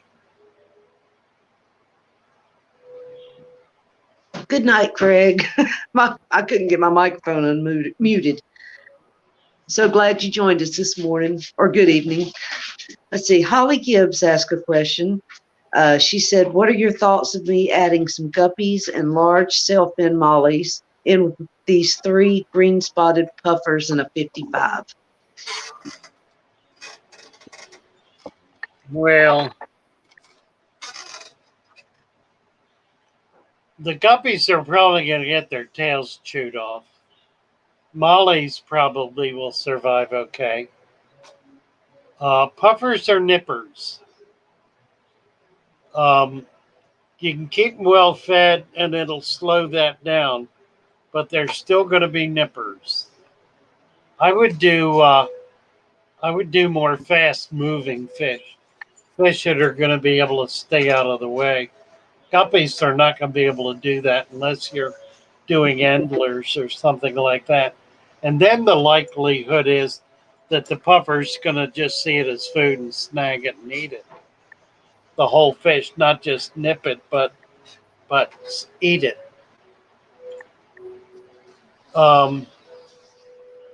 Generally, if you want to keep fish with puppers, right? Puppers. They need to be larger fish. And they need to be fish, not like angelfish that are kind of stationary, but fish that are moving around a lot.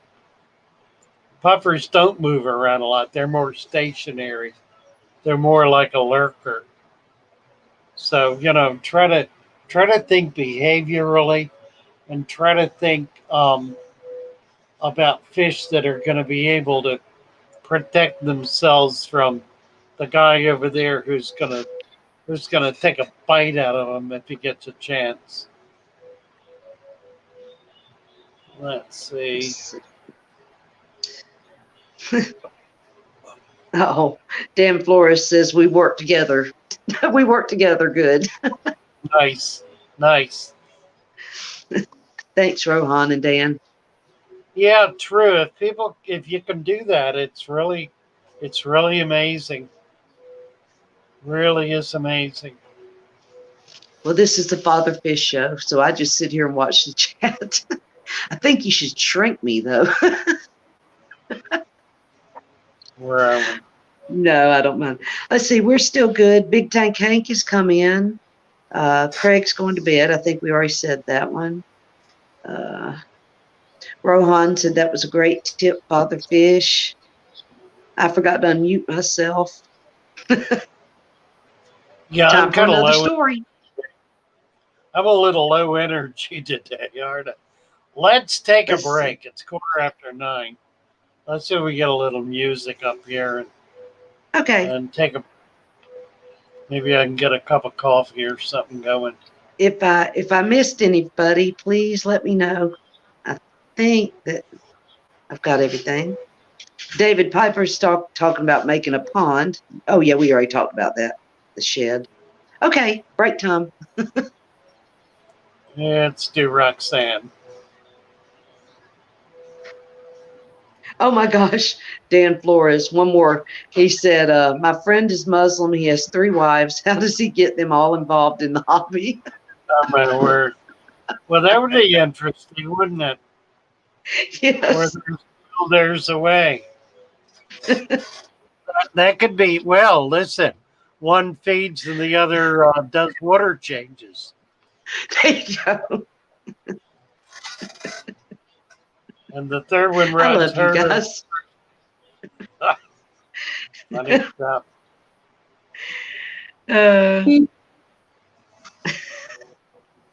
All right, break time. Find myself in times of take trouble.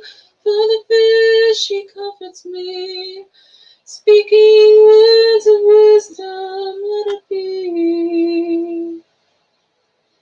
And in my time of darkness, he is streaming right in front of me. Speaking words of wisdom, let it be. Let it be, let it be. At some sand and let it be. Father's words of wisdom, let it be. When all the broken-hearted fishes living in the tank agree, there is an answer, let it be. For though it may be cloudy, there is still a chance that they can see. There is an answer, let it be. Let it be, let it be. Add some sand and let it be. There is an answer, let it be. Let it be, let it be. Add some sand and let it be. Father's words of wisdom, let it be. Good morning, Father Fish, and all my fellow. Very nice. Very nice. Glory.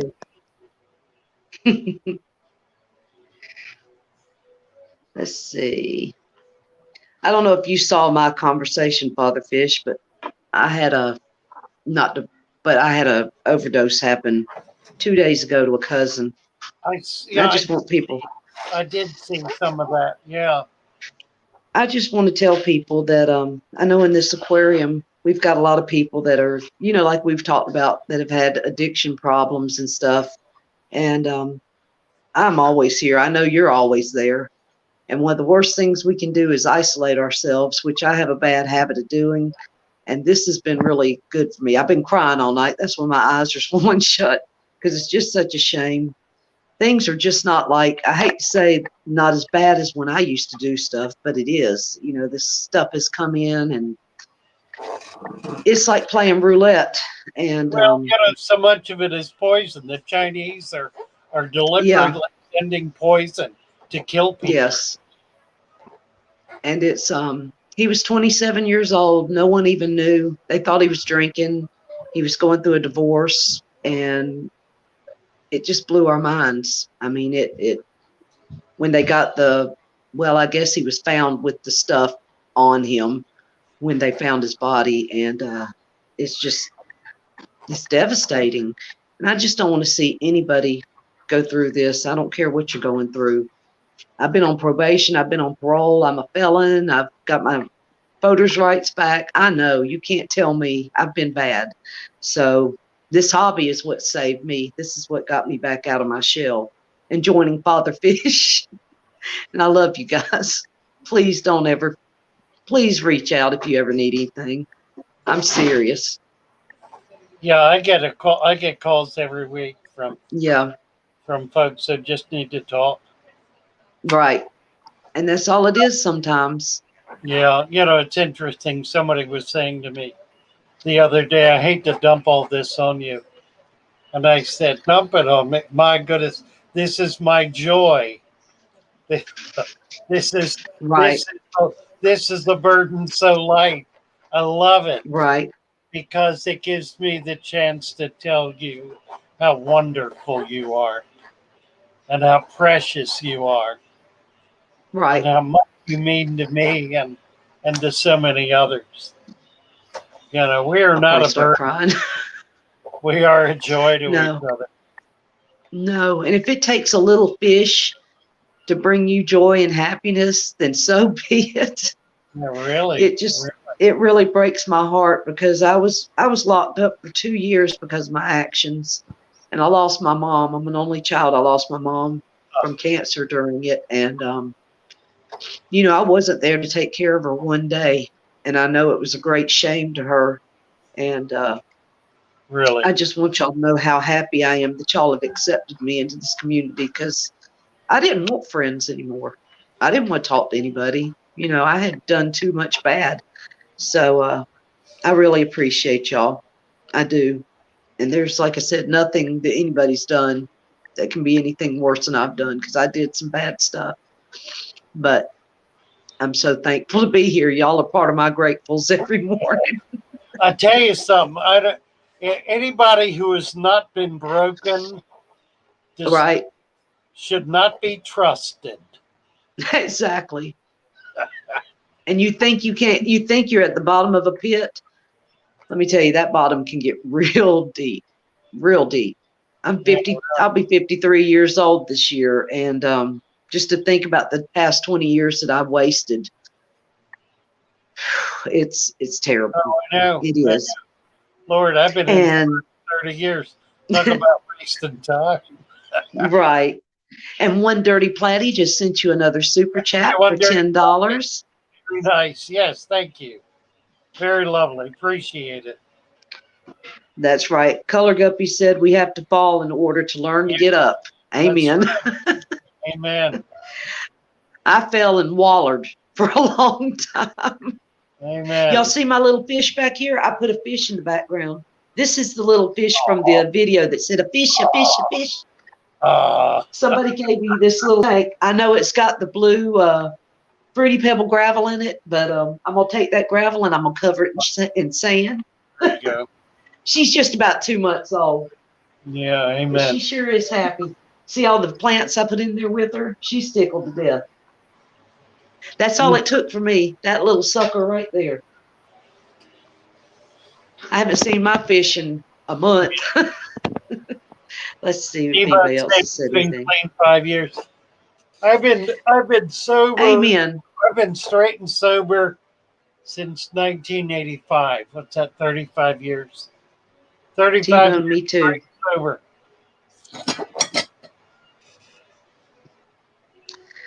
Like I said, I can understand. I've been to the depths. and people, the thing that was so shocking is people never knew it. I got caught. I kind of like passed out in my vehicle and got caught with everything, and it was a great embarrassment because nobody had any idea. Mine came from doctors, but the doctors didn't tell me to abuse it, and I didn't know I had that kind of demon in me, but I did. I think it's a great topic for the fish community because a lot of people, I mean, not everybody can relate, but there's a lot of people that can.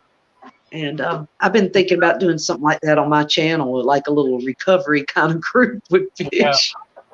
Yeah, Alex was telling his story last night. It was all of a piece. Yeah. And there's so many of us. I mean, people you would not expect. No. Who are here now with us, who have been through just terrible, terrible difficulties, terrible tragedies, and have put their lives back together and moved on. Right. And are celebrating their lives. I mean, right now many don't think of your past. Chevy Fish No. Mary Right. said, "You don't think of your past. They'll eat you up and waste your emotional." It does. God forgave. And yeah. 17 months for Alexander Lee. All right. Al Wetzock, That's wonderful. 24 years. Praise God. Amen, Al. Praise God. I'm telling you, this is great. And forever, I wouldn't even tell anybody. And I'm thankful I did now. I could tell people in my recovery groups and church, but the general public, I just didn't want to even go through that again. But yeah, I'm glad I did because Alexander, I know. Alexander's saying that he hopes the 12-step rooms open back up soon here in California. It is fundamentally outrageous, morally outrageous for such resources to be shut down. They are life-saving. They are not casual. They are not silly. They are not superficial. No. They are life-saving. No. I am so angry at the absolute hypocrisy and the absolute insanity that has occurred during this whole COVID episode. It makes me crazy. I am crazy with anger, crazy with bitterness that politicians can take it upon themselves to tell people what they need and what they want and what's right and what's wrong and what's good and what's bad and what's needed and what's not needed. It's not their decision. No laws have been passed. No laws have been passed. There are no laws being broken. It's just people with a whole lot more power than they deserve passing down edicts about how people ought to be living their lives, and it stinks. It stinks. It does. By heaven. It does. The judge that put me away got pulled over 3 weeks after he put me in prison for DUIs. What's the difference? Wow. And still he ruled over me. Yeah, and but you know what? He's the one that could not find any reason to give you any kind of break at all. Right. But you know what? I'm thankful though. One thing I am thankful for, I might have spent 2 years away from my family. I spent so much time in fear. Like the devil really got a hold of me with fear. I thought I'd never see anybody again. And I don't know. I feel for Lee when he shares his story about losing his dad. Losing my mom during that time just about broke me. It really did.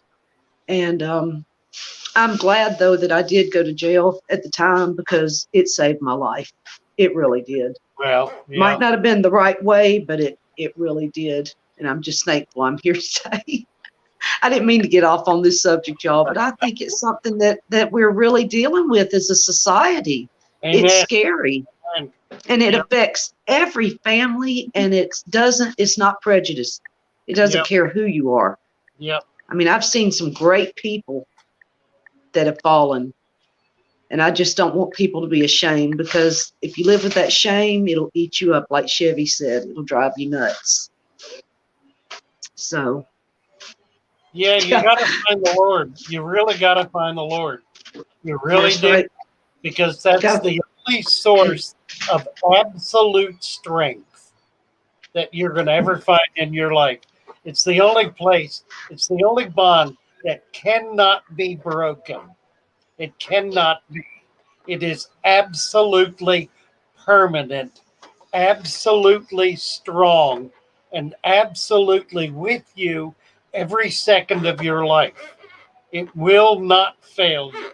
It's the only thing that will not fail you. Find the Lord, folks. Find the Lord. Excuse me. And if you don't, I mean, whatever, like I say, find a higher power, because there's something greater than ourselves. You know, start with that. That's all you got to do. Oh, Amen. but I didn't mean to, like I said, I'm sorry. That, what happened, like I said, going to the funeral home last night, especially where I just lost my little grandson. And a lot of y'all know my story. I had to walk back in that place last night, and it was hard. I woke up at 3:30 this morning, and I've had it on my heart, and I just can't believe I'm sitting here. If y'all feel me. I mean, basically, I'm still homeless from all that mess. It wasn't for my children. I am. You know. Yeah. I am. 35 years later, I'm still homeless.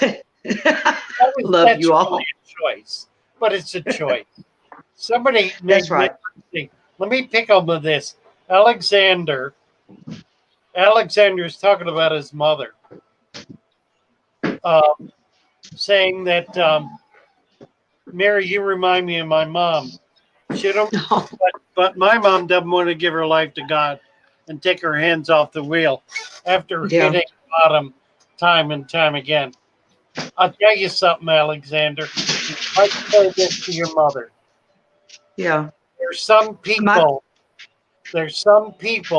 whose bottom is death. Yeah. That's what. Don't let it be her. Ask her if that's what she really wants. Because that's where you're heading. Without ever getting her Logan. life turned around. Yeah. I've seen it. I've seen it too often. I've had people in here. I've had some people who just love to be in here.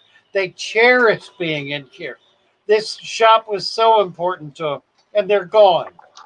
And they're gone prematurely through accident or drugs or sickness, or, there have been so many reasons. So many have been taken.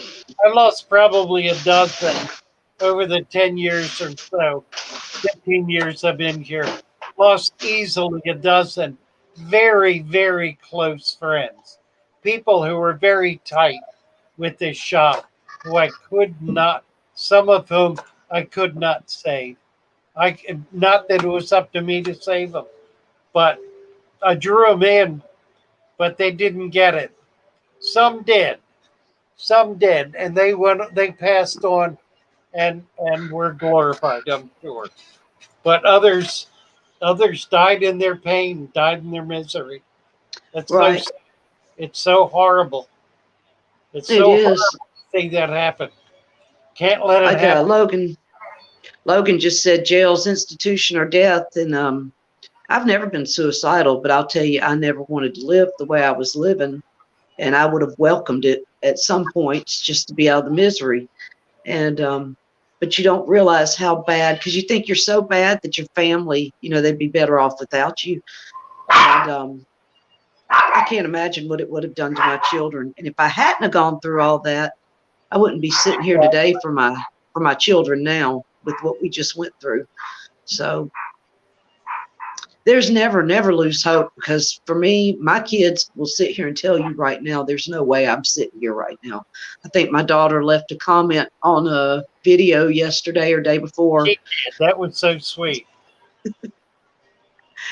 And I remember calling home and telling them I needed a home placement, and none of them wanted me.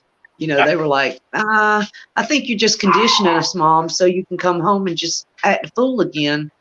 And Calvin went through it too. My husband, he was a serious alcoholic. I mean, I had a time. And I think that's where a lot of my addiction things came from too, because I couldn't put up with him. So I just doctor gave me that medicine. I thought, well, heck, he can do what he wants to do. I feel good. And it spiraled out of control real fast. But thank y'all for letting me share. I'm sorry.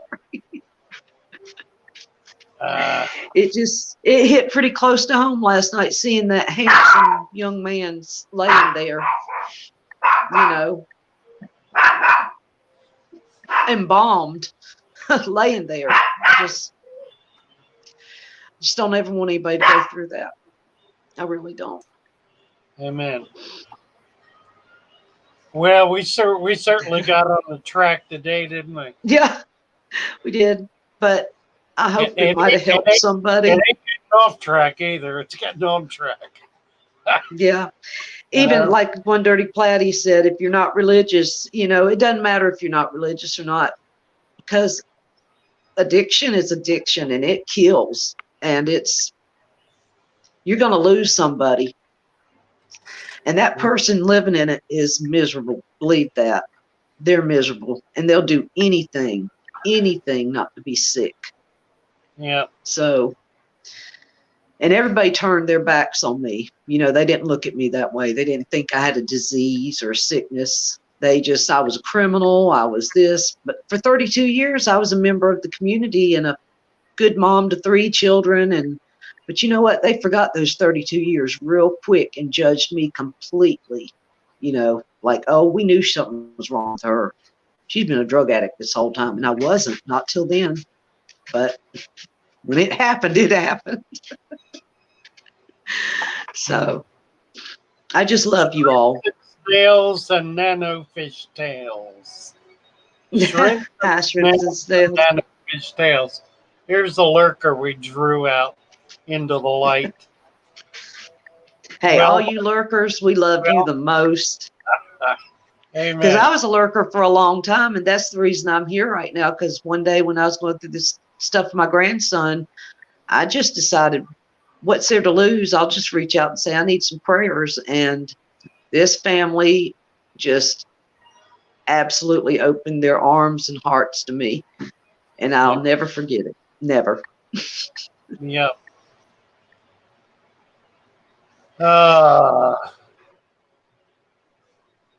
Okay, I'm done. Sorry. Let's talk about fish, baby. Let's talk about you.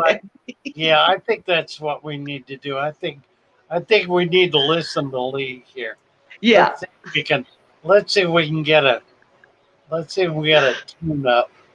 Let's dance, Father Fish. Are you going to be my dance partner? You betcha. Absolutely. let me see if I can get him. See if I can get him in here.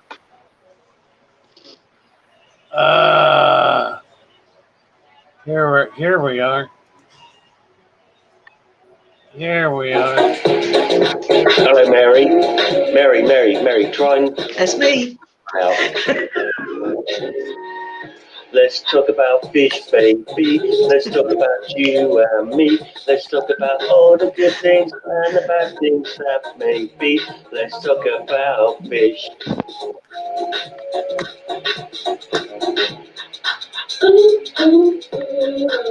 Let's talk about fish, baby.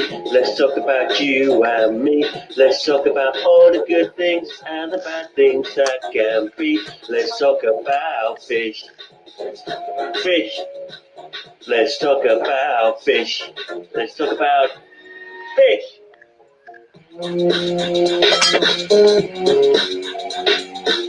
Instrumental break.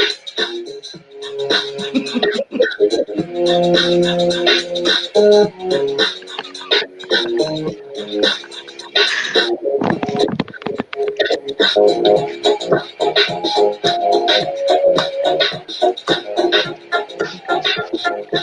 you got it. Look at her. Let's Go, talk girl. about fish, baby. Let's talk about you and me. Let's talk about all the good things. I needed this. I needed a laugh.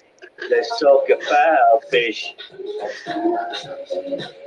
Let's talk about fish. Go, Fish. Lee. Fish. Let's talk about you and me. Let's talk about all the good things and the bad things that may be. Let's talk about fish. Let's talk about fish. Fish. Yeah. Thank you, Yeah. Lee. Love you, Lee. Let's see. Love you all. What are we going to do here? We need to do. We still got 2 minutes. Let's get the photo gallery up. Oh, T-Bone wants to know, Father Fish, how fast do Anubias plants grow? Slow, but worth the wait. Yeah, they're slow, right. But they're steady. That's right. There's nothing better. Anubias and Java Fern for life. Right. Can we be addicted to fish? You betcha. Absolutely. Fishaholics. Right, exactly. And we can be addicted to Father Fish too. Thank you, Aquatic Conquest, for your magnificent gift. Anybody who wants a mug, send $25 to PayPal, fatherfish at fatherfish.net. We'll get one right out to you. Nice. Bye, guys. Love Bye, you all. everybody. Love you. See you in the morning. All right. Bye, y'all. Have a great weekend or a great day.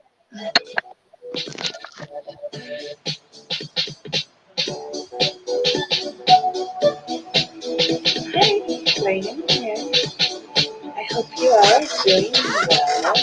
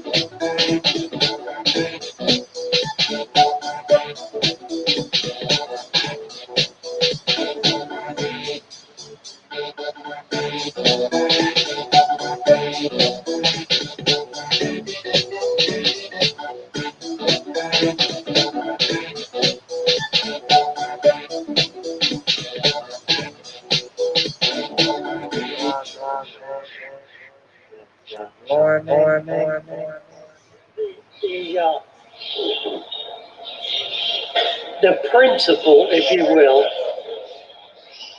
of enjoying your aquarium is a function of setting it up so that it is as trouble-free and as labor-free as is possible.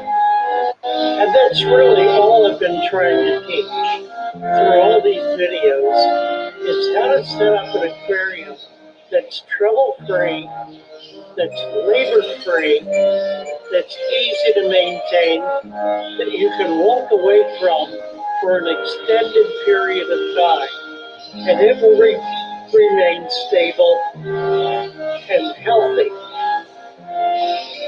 So I guess that's really, if you're having trouble, that's what you need to figure out, is that it really is possible. Excuse me, I've got the hiccups. It really is possible to set up an aquarium that is honestly trouble-free. I was watching a video recently, a pretty long one, by a good aquarist who is trying to help people with problem solving.